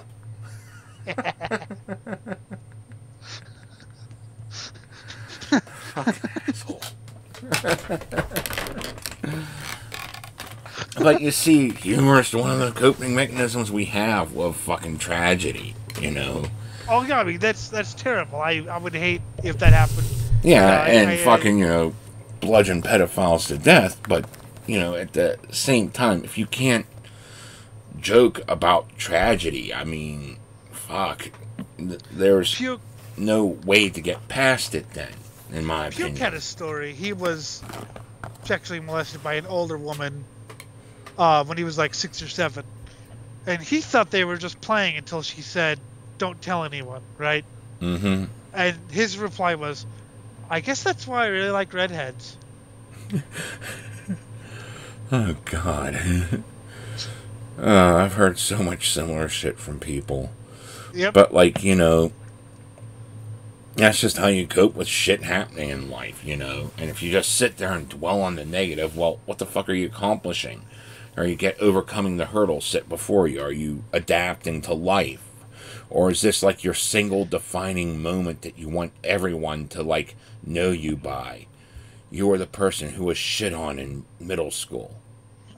Well, I mean, okay, I'm blind. Just for those new here, I'm fully blind, born blind. How many times do I make a joke about, and also, so yeah, I may make jokes about, well, hey, at least I can't see how fucking ugly you are, Jim. Exactly. Also, to any photographers who might be watching, I just like to say, you are the most meaningless people I've ever met. You do a job that is utterly meaningless to me. I love it. Keep going. Exactly. I mean, photography. It's kind of funny because even like video, there's an audio element or whatever. Yeah. But photography, talk about a skill that is utterly useless to me. Exactly. What's this? It's a piece of paper. No, that's a picture of... No, it's a piece of paper. Fuck you. What? Well, so my dad used to be a photographer, and he's the one who gets all the pictures of me in the cars or whatever. And he's like, "Oh, I'm not getting a good angle." I'm like, "What the hell's an angle?" What do you mean you're not getting a good angle? Just take the picture. No, obviously I understand a little bit, but it's, you understand what purpose it serves. It just serves none to you personally. Yeah, I mean, unless you're using it to brag. Well, I mean, the only reason why I take pictures is because people who aren't me can see me and see what I look like. I mean, if it was up to me, I would not take any pictures. But it's like, well, you haven't seen me in a couple of years. Here's a picture. Mm-hmm. And that's why I don't take a million selfies. And I find that attitude narcissistic as fuck. But whatever. You get that. You get that. Unfortunately, you get it with people my age. That's why I want older. Yeah, but you're dating younger now. Exactly. And she's going to be pissed when she hears that, by the way. Oh, yeah, you're going to be in trouble. I'm going to be in trouble. I made a few references. Yeah, well, yeah. Oops. Oh, well. Oh, Sorry, everyone. I'm sorry, everyone. Not really. Not really, no.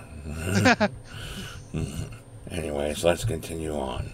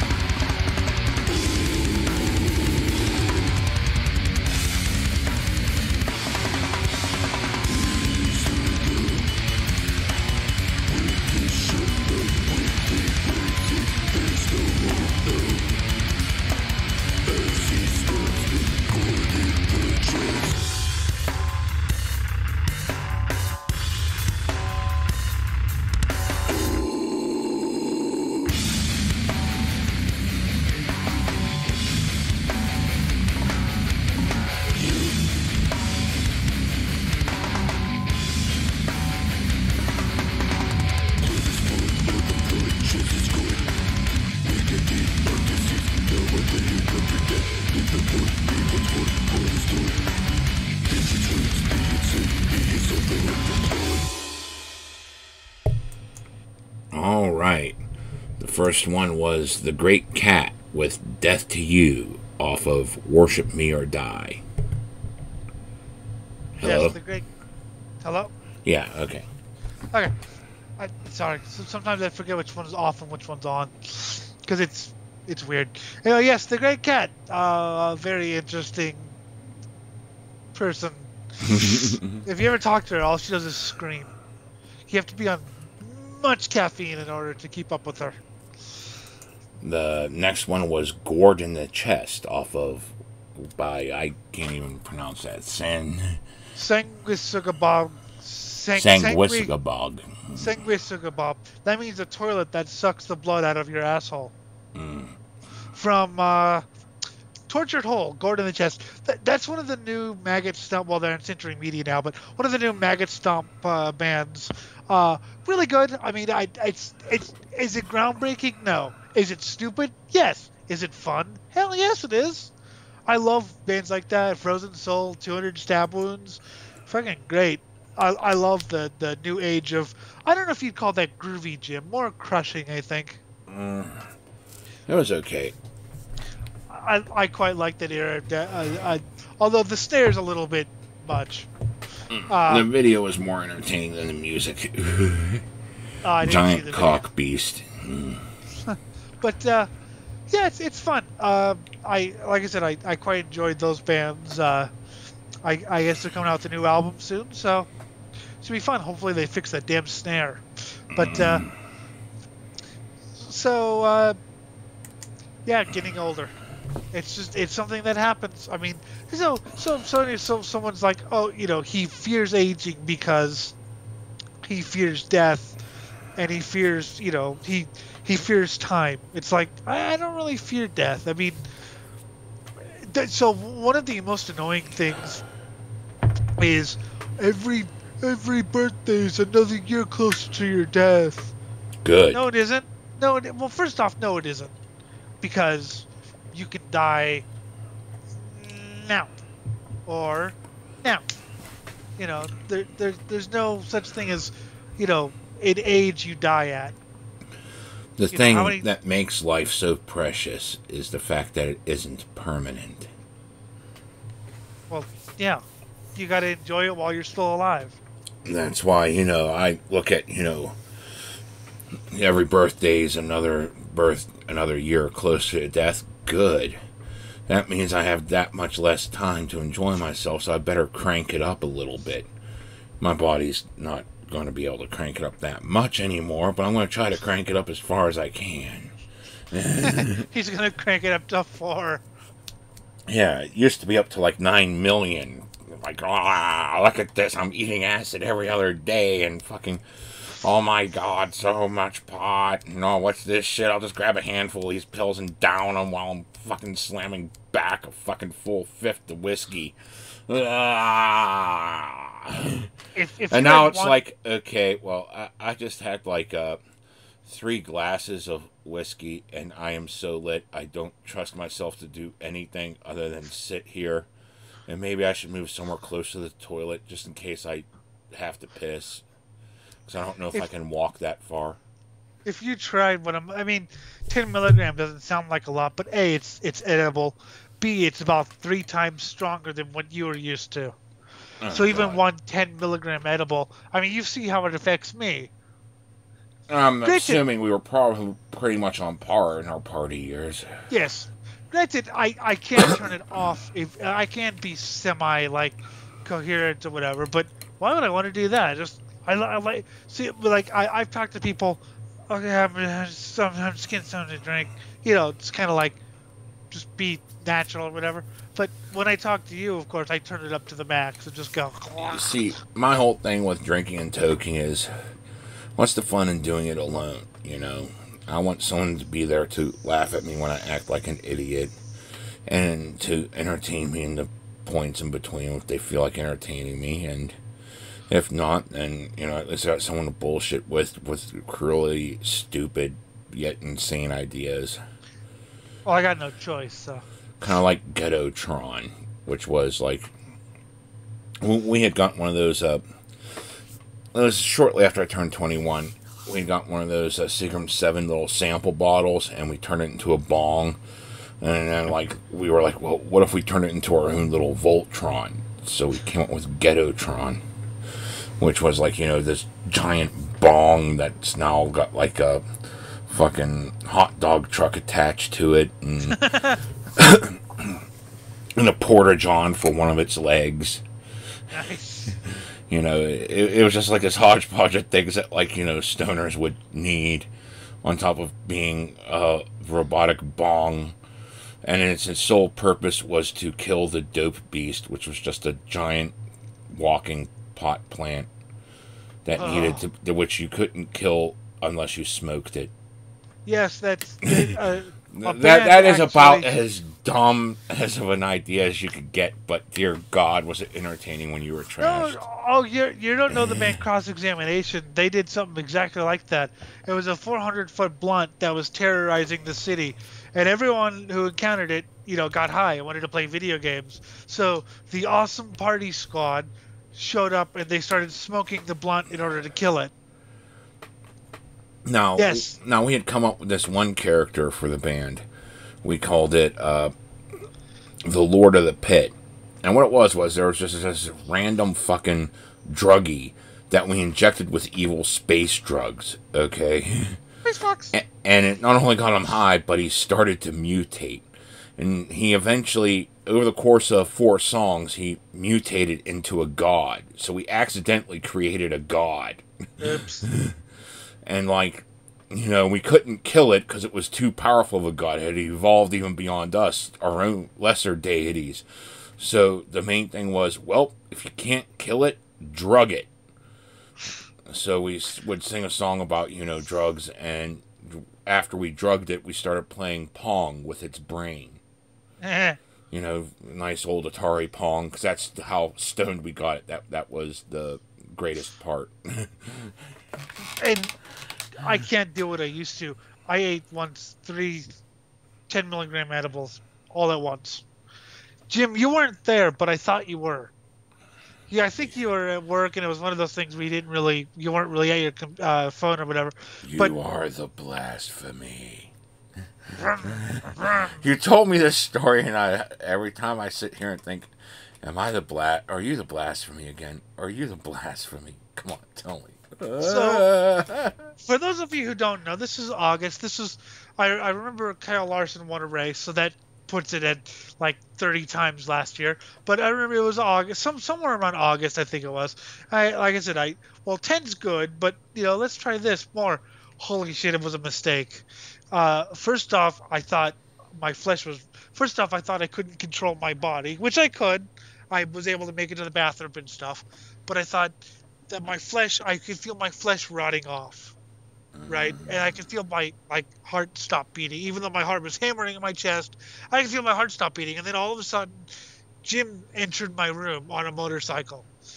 You are the blasphemy. You are the. He kept saying it for 45 minutes. Meanwhile, I'm going, I don't want to be the blasphemy, though. I just want to listen to music. You are the blasphemy. But I don't want to be the blasphemy, man. You are the blasphemy. So That's it. If I ever make that trek cross coast, I'm gonna get you. We're gonna get fucking high, and I'm gonna see if we can grab just the engine for a mini bike or something, so I can rev it and do that and see if it fucks with you. You are the blasphemy.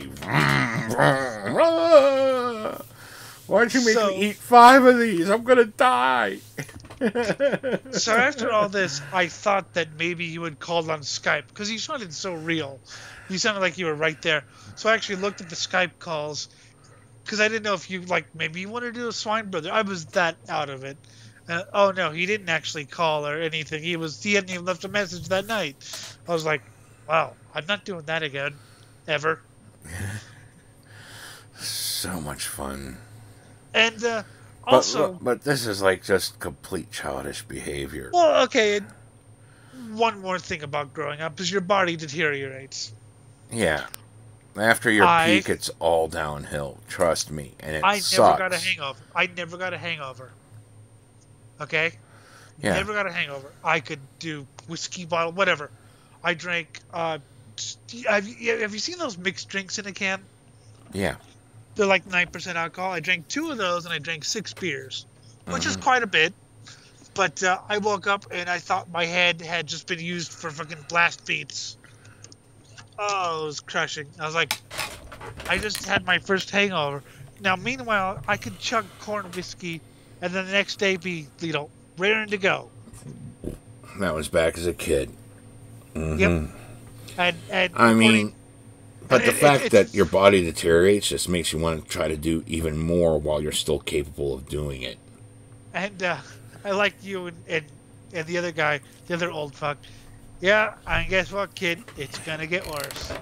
Yep, it's gonna get worse. So enjoy what you got while you got it. Push it to its limit while you can. Well, yeah, because eventually you're not going to be able to suck your own dick anymore. You were talking about wanting to get high. I was like, yeah, I'm going to start you on a 5 milligram because I don't think you can take a 10. No, I don't think I would either. No. Yeah, which, I mean, 20 years ago, sure, but now... 20 years ago, I probably could have eaten a handful. Yes, and been capable of movement. Maybe not speech, but at least movement. But now, yeah, I'm gonna start you with a 5. If you can take a 5, then fine. But 5 is fun. Five is fun, and 5 wears off. 10 doesn't seem to really wear off without sleep. 5 actually wears off without sleep. Like you ride the 5 a little bit, and then it goes away, and then you're fine. A 10. That lasted for 7 hours. I actually had to sleep in order to wear that on and off. And I'm going to be taking one right after the show. Good job. But, so yes, this is pure childish. And you have to make time for, I mean, like, and it's not even mainstream people. You gotta sit there, find a fucking sitter for the kids, go out, have some fun. Take your significant other out for, like, some nice little romance time, some little naughty times, a little party time, and also have a night out with the girls, night out with the guys, whatever, Then you gotta fucking work this balancing act because, yeah, now the time is scarce. And, yeah, so your fun time's gotta be planned a little bit until your kids are old enough to say, yeah, fuck it, let them watch themselves. 17, 18, 15. I don't know. 2, yeah. The 2-year-old still in diapers selling drugs on the street corner. Dun, dun, dun, dun, dun, dun, dun. I'm a ninja. Exactly. Bitch, I've been selling cocaine since I was 1.5. But yeah, you have to. I mean, and like you can still have a band if you want it. You just have to know how to, schedule. I mean, if it's not a huge band, up until the kids can start watching themselves and you could trust them on their own without burning anything down. I mean, that's why I was like, 15 maybe. I don't trust a 13 or 14-year-old. 15's a very maybe. I don't trust you on your own. Well, you shouldn't. Do you see what I do on my own? My God. But yeah, 15, 16, whatever. Anyway, but yes, you can still make stuff work. But again, I finally met a friend of mine's mom who's like, yeah, I'm still metal as fuck. I was like, well, and she goes into work and she's, nice enough, but, but then she goes home and plays Judas Priest or Cannibal Corpse or Morbid Angel. Like I said, you only got to pretend to be that person just to get the paycheck because they got all the laws, so you can't let yourself slide too much without getting you fired. Hey, she got me my first Morbid Angel record. Mm-hmm. And but the moment you clock out, the moment you walk out that door, that mask is off, and you're like, okay, now I'm me. Yep. And she never really went to any of the company picnics or whatever. Mm-hmm. Except for when she knew they would have good food. And the people knew. They're like, oh, you're just here for the free food, aren't you? Yeah. But, fucking shit, if your entire social circle is just co-workers, you're going to have a very, very boring life. And you're probably going to end up hating yourself and want to fucking lash out at the world and all that bullshit. And it's just going to be like, dude, you're still a child, you know. You have friends outside of work, then you might start growing a bit, because now you can get a little bit dirty. You don't have to wear that mask just to keep your job anymore. You can just fucking go out And sometimes I'm like, wow, I'm going to be 28. I didn't even think I'd live to be 28 12 years ago. That's funny. That's cute. Mm-hmm. You know, I didn't know what 28 was. And, you know, there was a, wow, I'm, you know, I mean, almost fucking 30. shit, you know. I sat there too when I was younger thinking, oh yeah, I'll be dead by the time I'm 25, but if I survive somehow, then I'm probably in this for the long haul. And I'm in for the long haul. But I look back, it's like, yeah, I had a lot of adventures back then, but then, you know, within recent years, past decade, you know, I've taken 3 dates out to the strip club. One multiple times, because she loves the strip club. That's respectable. You know, this is whenever we dated. These are all, like, ex-girlfriends now, but, like, you know. And one, that was our first date. We met up and went to the strip club. And, you know, because, you know, she likes titties and... That's very respectable. And I mean, that's, yeah, I can respect that. I mean, I've taken another, you know, ex-girlfriend, you know, on a couple dates out to a casino just for the fuck of it, because she'd never been, and it just blew her mind. I took a date to a dirt track. And I'm still taking dates out to concerts, you know, whenever I have them. It was my plan to go, and I didn't realize she's, hey, I've never been to a dirt track. I was like, you know, let me see your world, okay? And she enjoyed it. Her friend came wearing, like, a really nice outfit. Now, what do you know about dirt, Jim? It's dirty. And what do you know about dirt, and what happens when tires roll over it very fast? It creates dust. And it goes everywhere. Mm-hmm. I mean, you get rocks thrown at you, you get dust, and some of those sprint cars, the wing sprint cars, they have like they create wind. So yeah, you're dusty and you get rocks thrown at you. It's great fun, but you might want to wash afterwards. But yeah, don't wear a nice outfit. And it's like when I took Danamund out to see Guar for the first time. We stopped immediately at a Denny's on the way home. Because it was Eaton Park that time. Same concept, you know.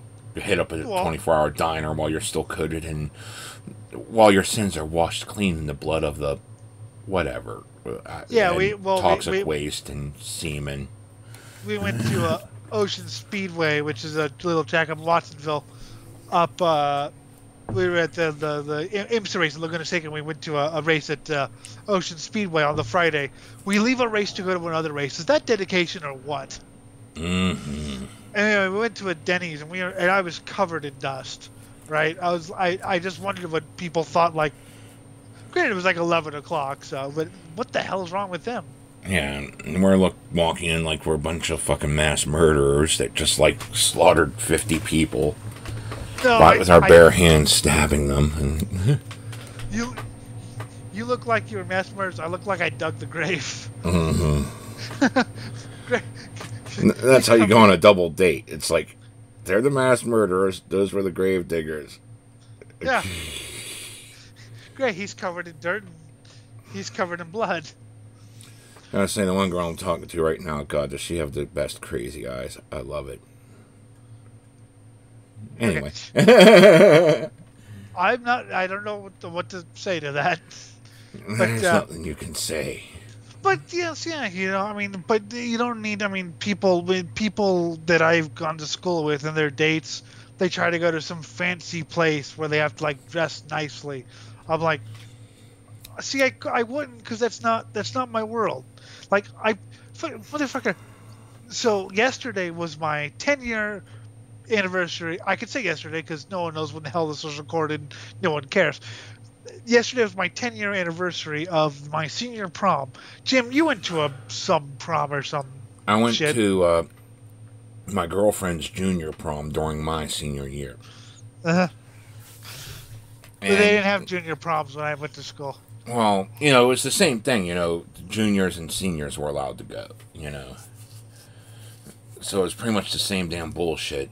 But you know, I half-heartedly asked about two girls if they wanted to go, and one said she didn't have the time, and another said whatever.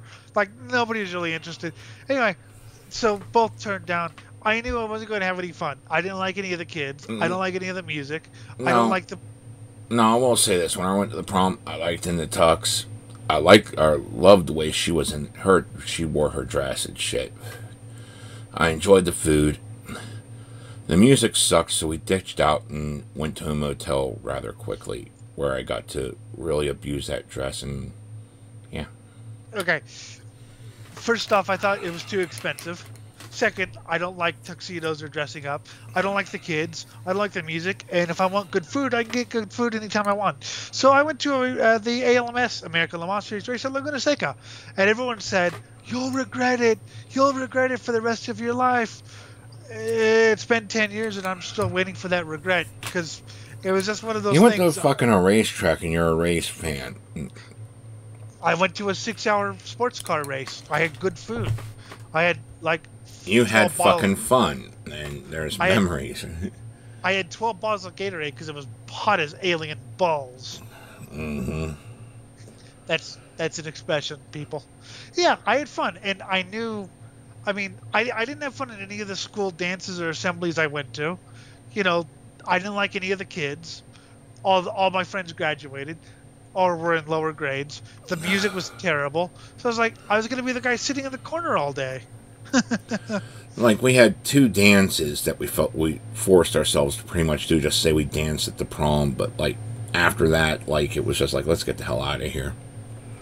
And because, like, you know, we didn't want to stick around for the awards or any of that bullshit. Oh, they give out awards?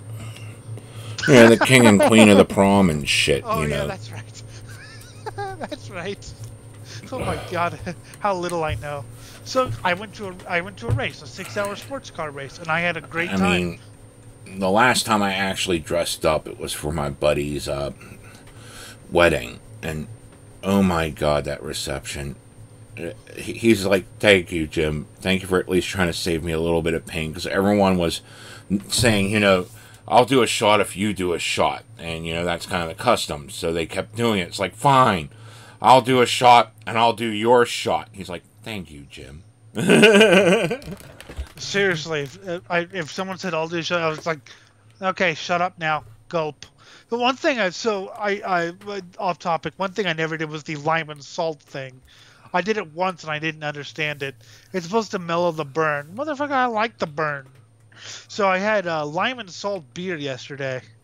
It was a Modelo lime and salt beer. Depending upon what it is anymore. I mean, I always drank shit with chaser because I drank way too much of it. But sometimes I'd let the burn settle because it was good. Other times I'd need to chase it down so I could grab something else to drink because I wanted to experience it all. Now it kind of varies. I usually just drink chaser just because I'm just, you know, that way. And I got accustomed to just drinking tea. And one thing I learned, you know, drinking my iced tea as a chaser, that still kills the chances of me ever getting a hangover. I drank more as a chaser. I've never really... The only time I ever done a chaser was somebody made champagne and orange juice, and I drank that as a chaser to vodka. Woo! Lemmy! I remember when I used to drink beer as a chaser.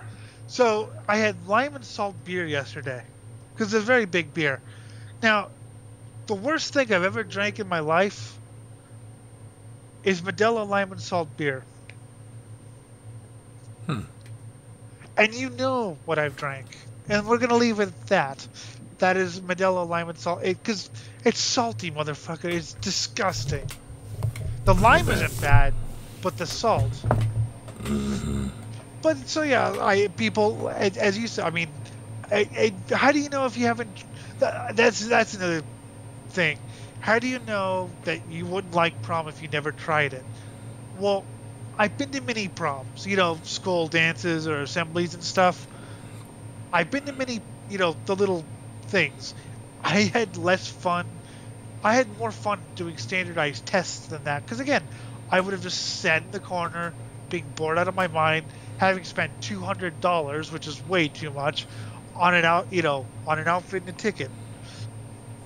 See, I remember more of taking all the pictures of both of us dressed up before the prom and all the fun we had after the prom than I do of the prom itself. I don't even remember what songs we decided to dance to. I remember that race. And I remember was like, oh God, country, no. Oh God, rap, no. I remember that race pretty damn clearly. It was a really good race. So, it was a 6-hour long race, and you know me, I love longer races. You've heard of my 24-hour races that I've watched. So, yeah, I love going to longer races. It's the endurance thing. So, yeah, I had a great time, and I don't regret. I mean, yeah, it's usually country or rap. Well, to be honest, I'll take a little bit of country over rap any day, but they didn't play any country when I went to school assemblies. They played rap and maybe a pop punk song if you want to rock out. Now, we had this thing called Senior Review. Like, every year the seniors would get together and do all these skits and lip sync and shit. Yep. And Bob and a couple others got on stage and played Nirvana's In Bloom. And, it was the heaviest thing they had there, period, so I headbanged to it, because everything else was pussy. We had a band called Corpse Candy, who was, musically, they were a little, I wouldn't call them metal, kind of like hard rock, bordering on metal, with some Metallica type guitar solos, and really, spooky Halloween lyrics about, a candy shop, with razor blades and human eyes, and it's very cartoony but fun, right? And it wasn't very heavy. It wasn't very, but it was the best thing that they had, and it was fun in a pop way. But I would headbang to it. We also had another band called Terminal 6 play, which was horror. They bad post grunge type, Godsmack type, but it was preferred of all the rap, so I'd headbang to it. And I actually met the guy. They were really cool, but I know the drummer really wanted to start an actual metal band. But, yeah, we had another one called Art in War, which was a, groove type, Korn-esque. Korn was some reggae type, music or whatever. So something I would normally avoid, like the plague, right? Mm-hmm. I was happy to hear double bass in school. I was like, yeah, double bass. And my friends were like, this is terrible. I'm like, dude, it's the best we're gonna get. Just enjoy it. Yeah, Just enjoy it. It's.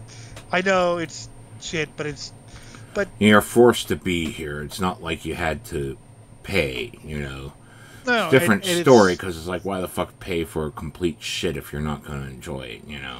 Yeah, I mean, this was such a valiant attempt. Well, can't we demand better from the people that make this shit? They would play at lunch, by the way. So we had bands at lunch, and like I said, Art and War, which was, you've heard them. You've never heard them, but you've heard them. Groove, chug, chug, chug. Mm-hmm. Scream vocals or whatever. Not something I normally look for, but in school it was like, yeah, hell yeah, Terminal 6, same thing, post grunge, something I'd look for. Now, Corpse Candy, I actually do kind of enjoy in a pop way. I gotta say, Corpse Candy, it's fun. But, so yeah, I mean, I totally understand that. In my sister's school, I remember seeing some, new metal band play. I was like, better than the other acts. Rap or whatever.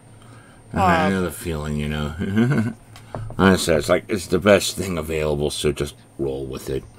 I could tell you a story. My middle school was playing. They were doing a lunch dance type thing, and they were playing rap or whatever. They played the band Avenged Sevenfold. I didn't even like Avenged Sevenfold when I was into metalcore, but I was like, yeah, some metal. So I went on and started jumping up and down like an idiot. There you go. However, really quick, I did manage to play Danzig at my school. They were looking for like a Halloween type thing, and I guess the dance guy didn't come.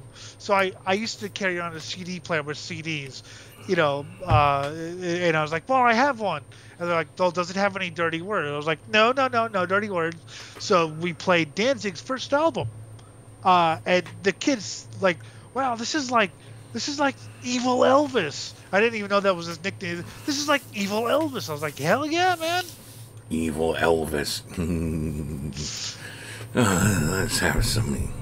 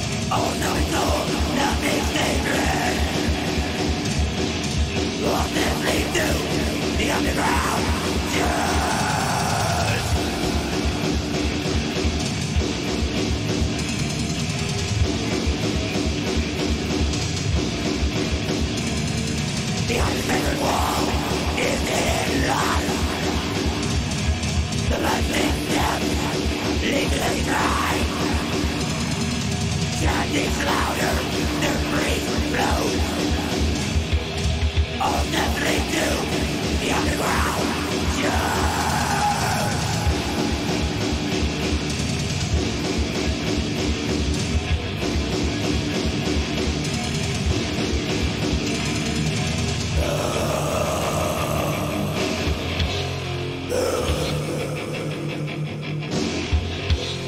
Light the candle, invoke the sacred name.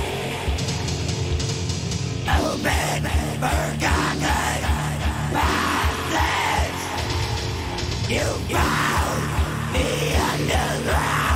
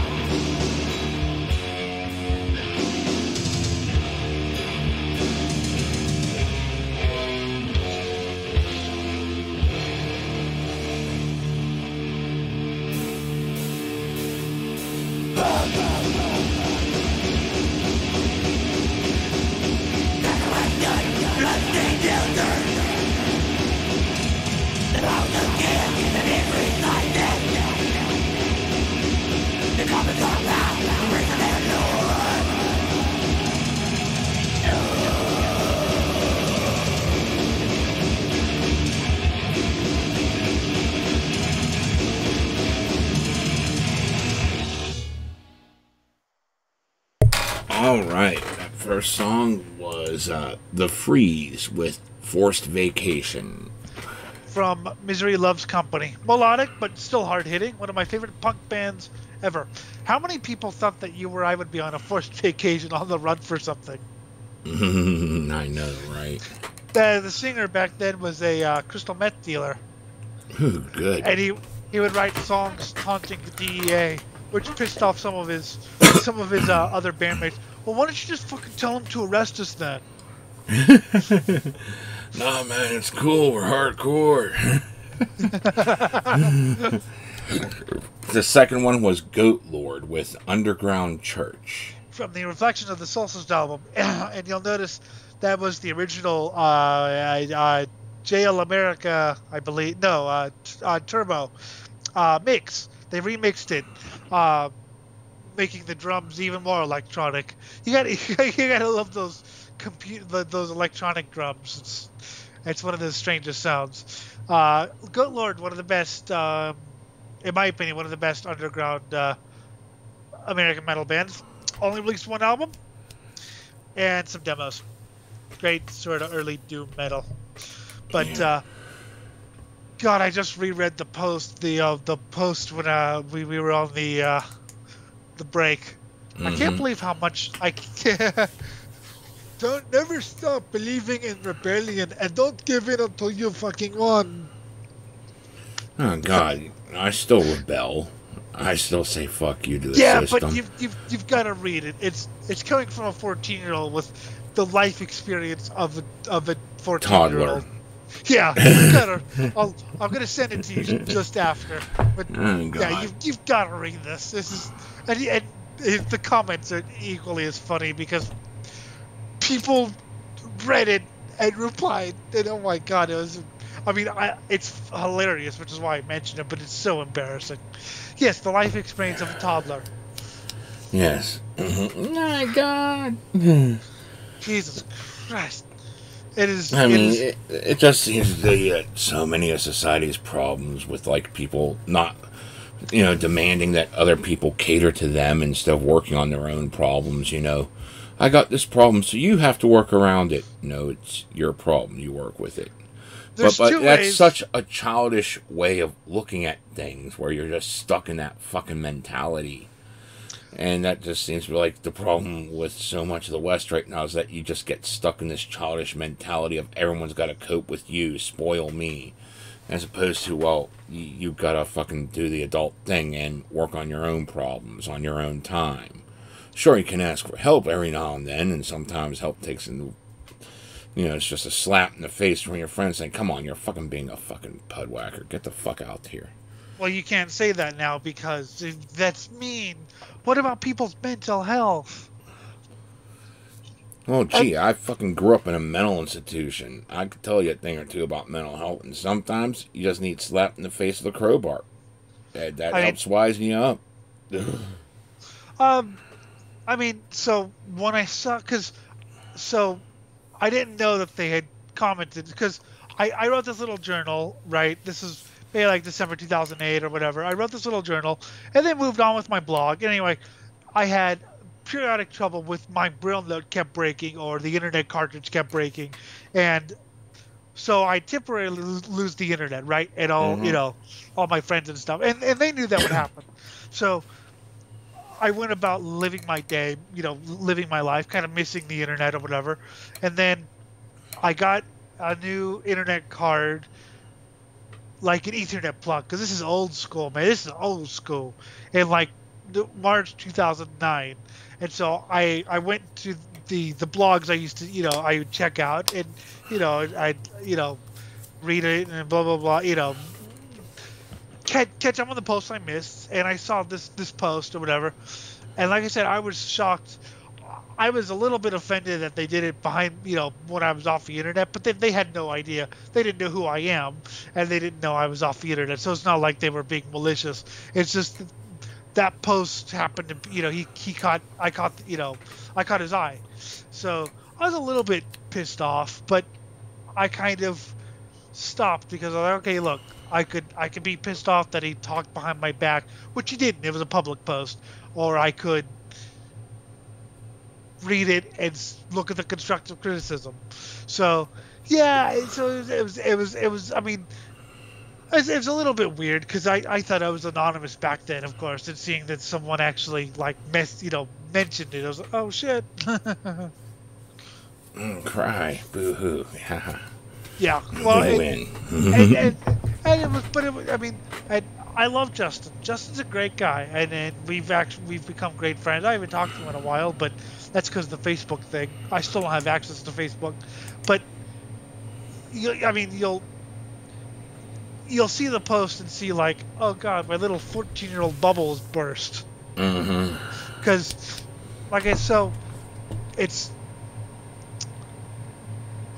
was just, I was some kid trying to, I had an old journal on songmeanings.net, and I was trying, I used that as a blog, and I blog, any racing thing, all horribly spelled, even worse than it is now.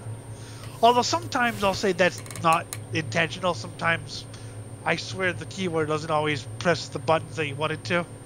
Plus I get high and just stop caring. But so yeah, I could have just sat there boohoo crying, like, okay, wait, what are they saying?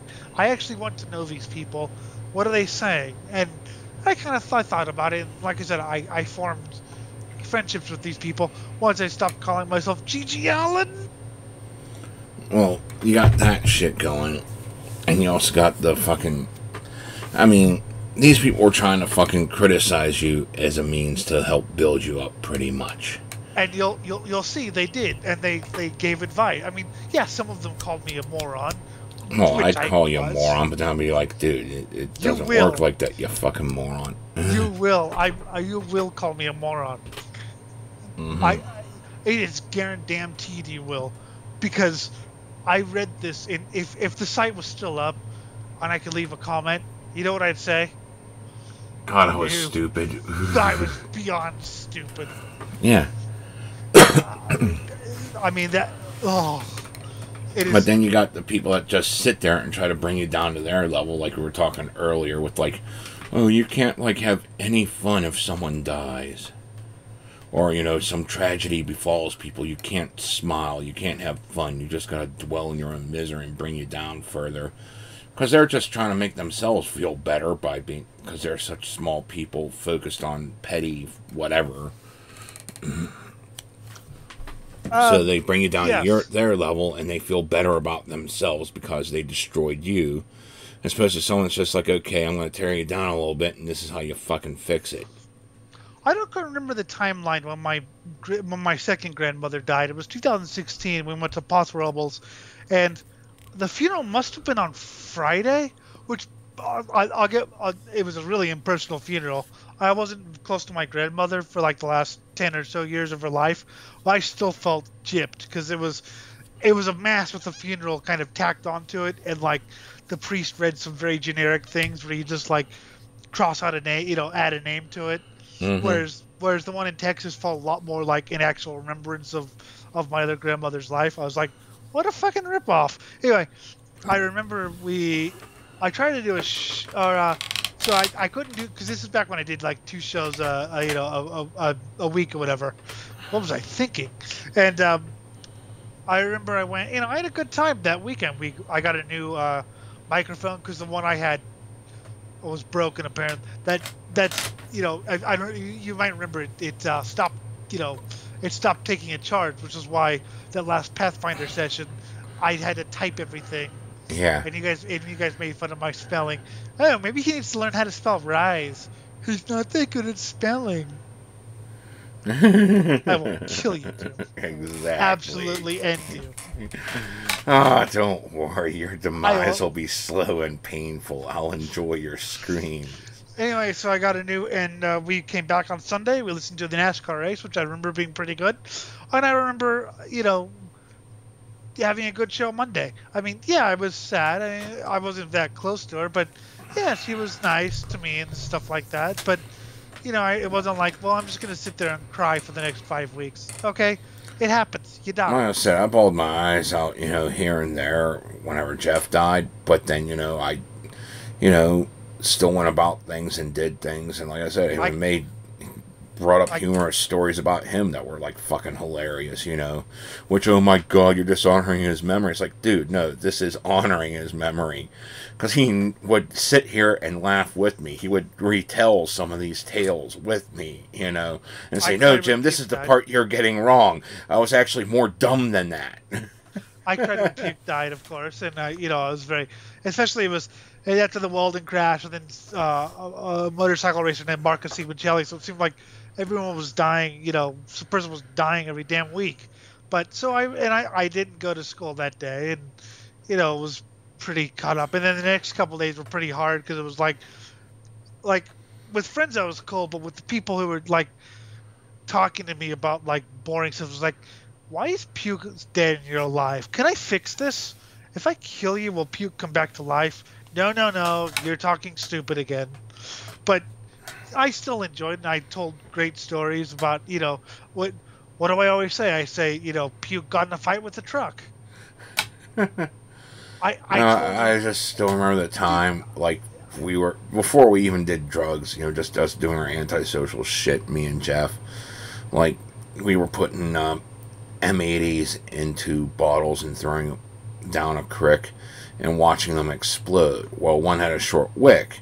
Well, at the time, Jeff had me holding his leather jacket, so I rose it up to protect myself because I realized, oh God, that wick's too small. It's going to go off too close. And he didn't even take cover or anything, so he took some shrapnel in his leg. Then he saw me being smart enough to hide behind his leather jacket, and he was like, Jim, I'll kill you for protecting yourself. And he whipped out his fucking butterfly knife and chased me for half a mile. Dude, I told Puke so many times. So, because his car was a terrible little ancient Honda. I told him, if you're gonna fight with the truck, you're gonna be killed. He's like, oh, I won't get in a fight with one then, and he did. But chased him for half a mile. Yeah. Through the woods, down the street. I was like, ah, ha, ha. I'm laughing the whole time because I found it funny that I was smart enough to take cover, and like he was pissed off that I was smart enough to take cover, and that he should have held on to his own jacket so he could take cover. And I mean, another thing is, and this is a thing we've talked about many, many, many times, but you know, you can find those stories funny still without, you know, like the drug stories. You don't have to be apologetic all the time, because I know you've done some things you regret, and I know I've done some things I regret, and you can tell by And the story. there's also things that I still sort of take pride in, even though I probably shouldn't. Just because, damn, that was an impressive level of stupidity. But and you can tell by the stories that I'm not that person anymore. But what I hate is the fucking people, just their whole life after they get sober is, I'm sorry, I'm not proud of what I did, blah, blah, blah, blah, blah. Dave Mustaine is a really big offender of that. That's why, like, I mentioned this when we interviewed King. It's like, he admits his shit. He admits where he was a moron. I mean, and his story, his book is full of stories where he was, quite frankly, a jackass. And he admits he was a jackass. And some of the things that were funny then are still funny now. You know, Drinking motor actually, oil. most of the things were. If you saw someone drink motor oil, you would, what the but, you know, or a thing. So, yeah, they're still funny now, and you can still laugh, but I don't get the apologetic stuff. It's like, yeah, I get you regret it. We all get you regret it. That's why I like This Goes Out Murders Him, because it was a book about the LA punk rock gangs, and it was written as the kids saw it back then. And then the last chapter was him sort of admitting that he was wrong. But most of the book was, which, I mean, yeah, if you're going to do that, same for the last chapter. But the early chapters were how the kids saw it. Good, I hope he dies. You know, because that was what the kid's thought process was.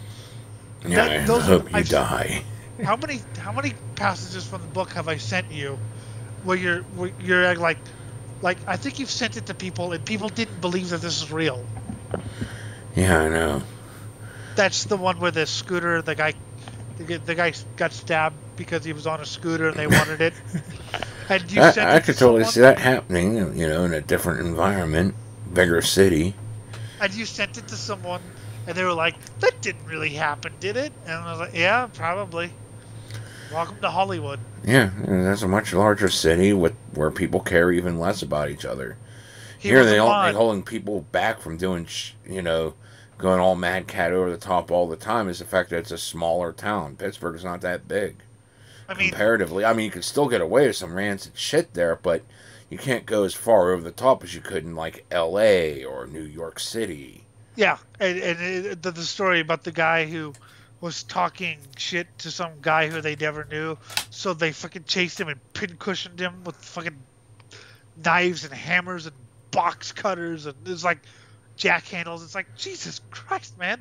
Like, because so I always thought the punk rock gang thing was like, you know, like we call it the puke gang, and you know, we hung out and stuff. But I thought the punk rock gang was, you know, just but like not like LA street gang. They're just people who hang out, maybe got in some fights, right? Yeah. No, they actually like killed people, Yeah.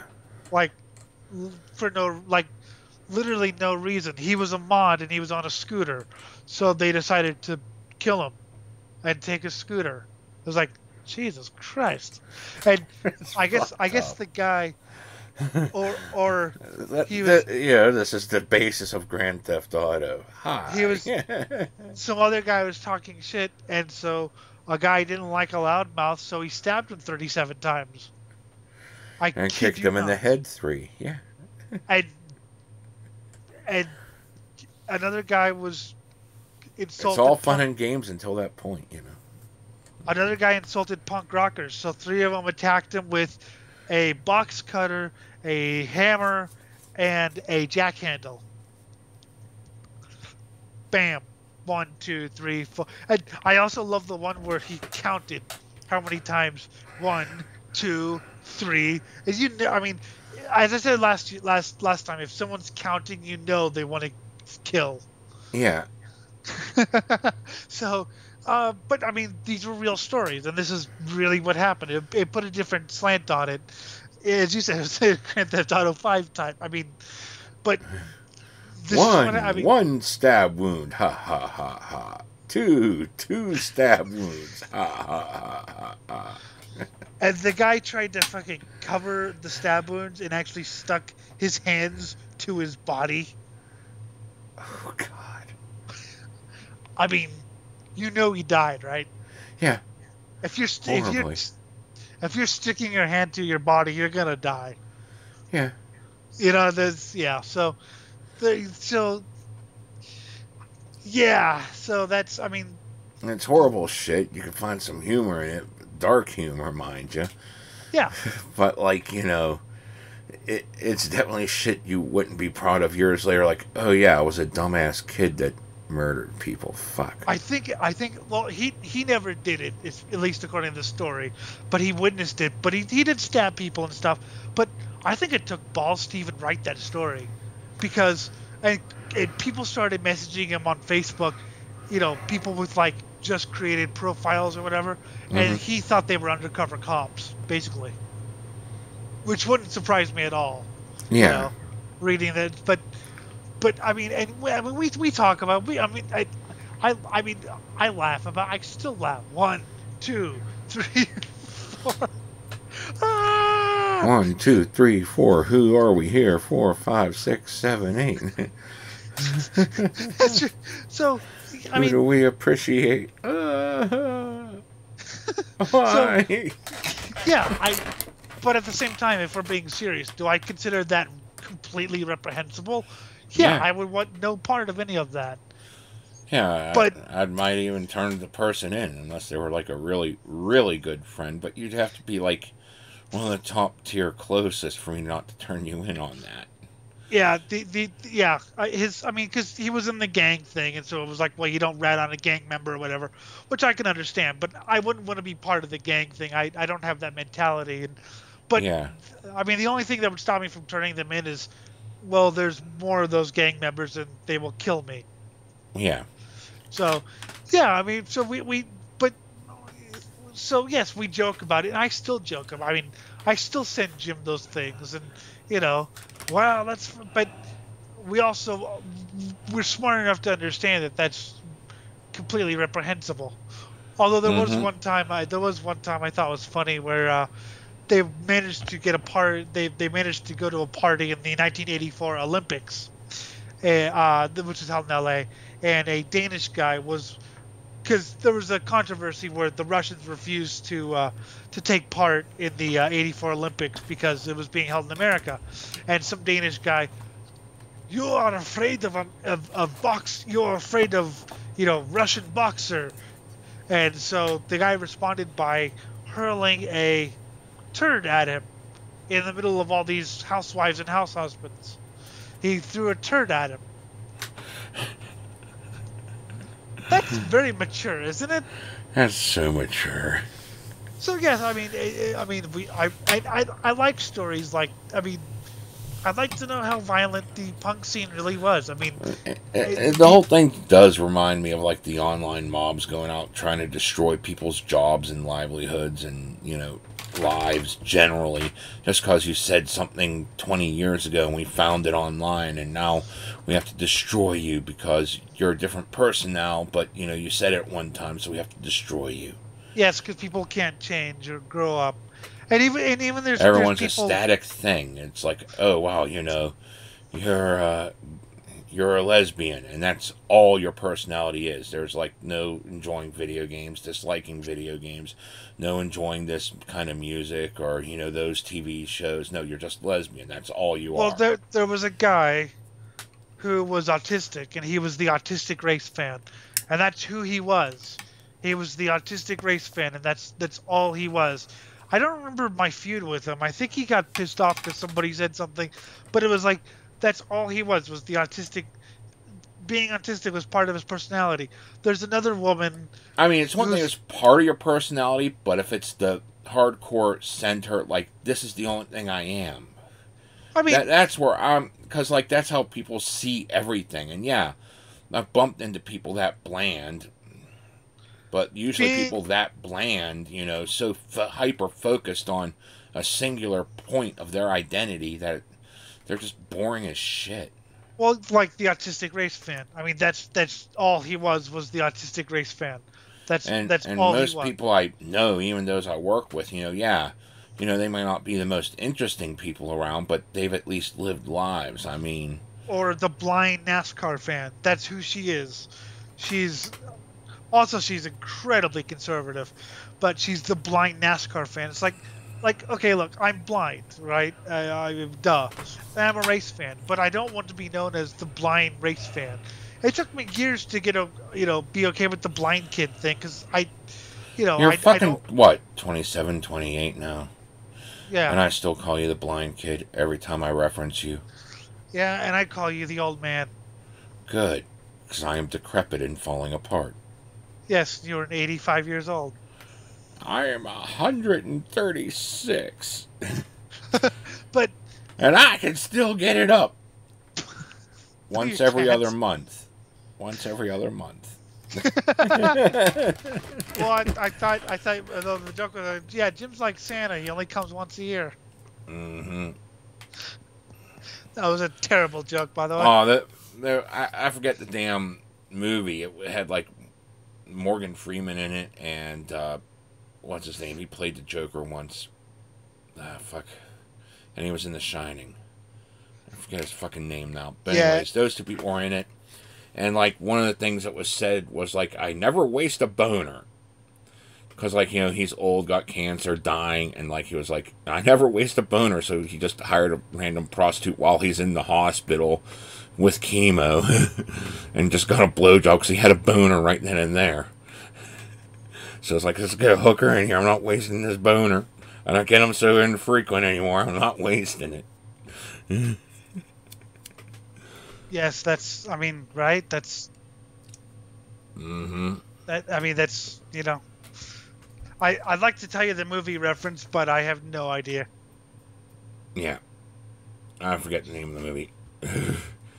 But, we all get like that. So and that's honestly a far more positive outlook than you think, because, you're still trying to squeeze what you can out of life, even though you're old, ancient, barely able to get it up anymore, and you're dying from fucking cancer, and you're still trying to go out and live life to your fucking fullest.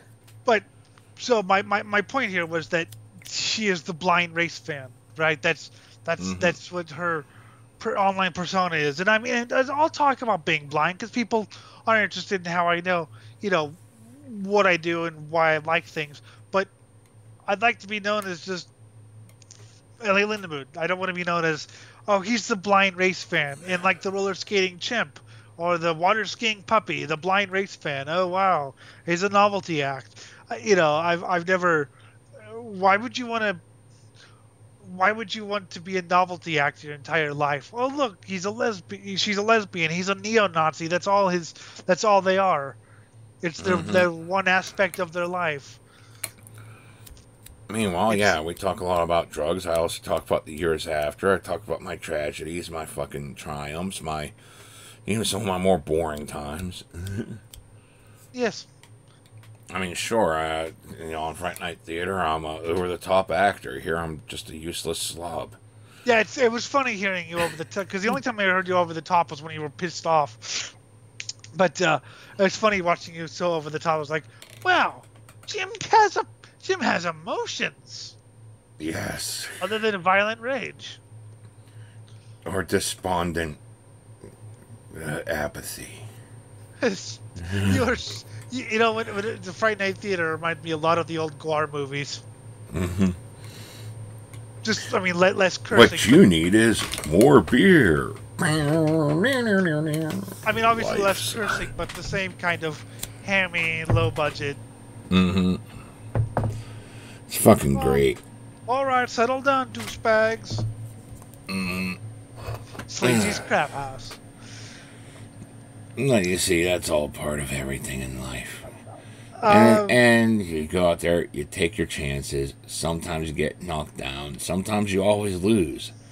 But part of the fun's the gamble itself. Take your chances and be yourself, unless you're too boring.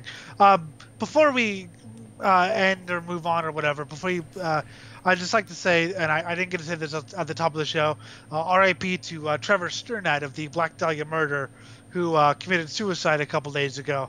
I wasn't a huge fan of his band. I didn't see them live, and they were really good. And I do have all their records and stuff. Not a huge fan of mainstream metal, but Trevor Stern had loved underground metal and had great taste. And we used to send music.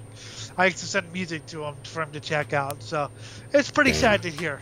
He's a pretty cool guy. He was only 41.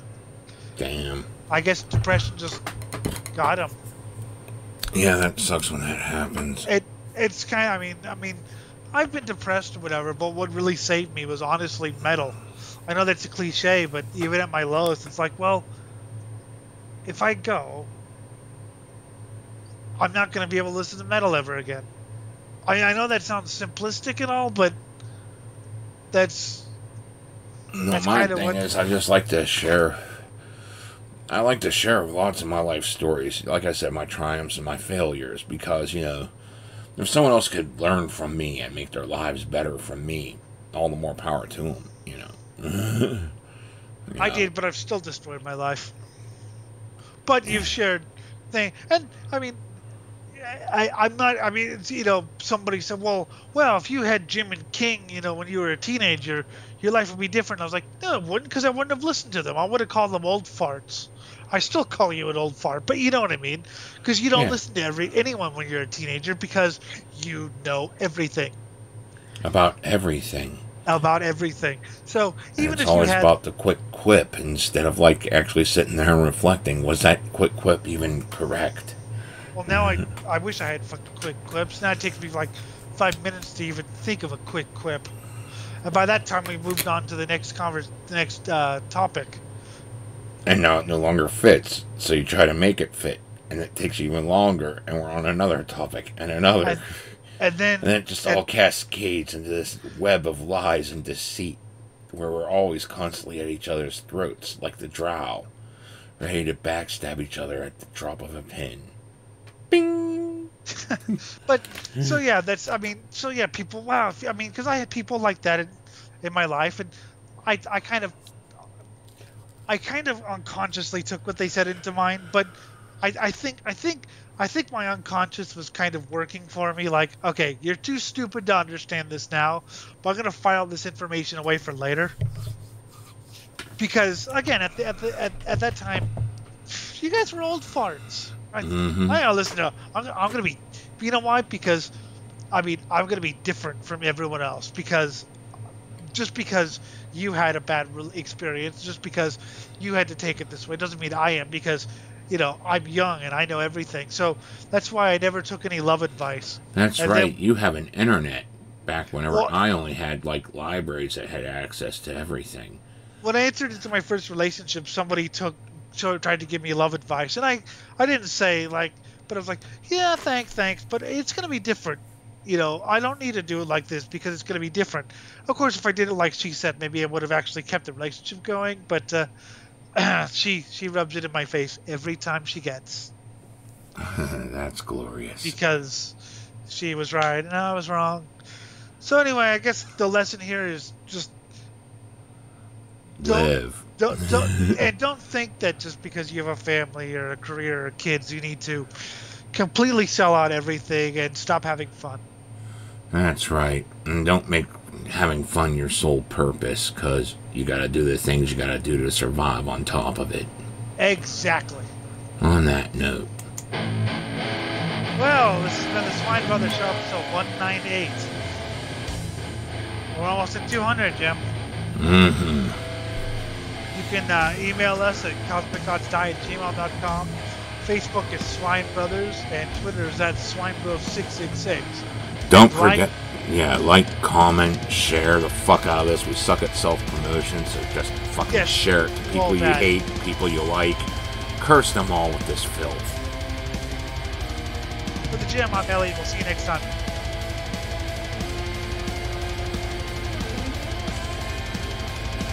Bye.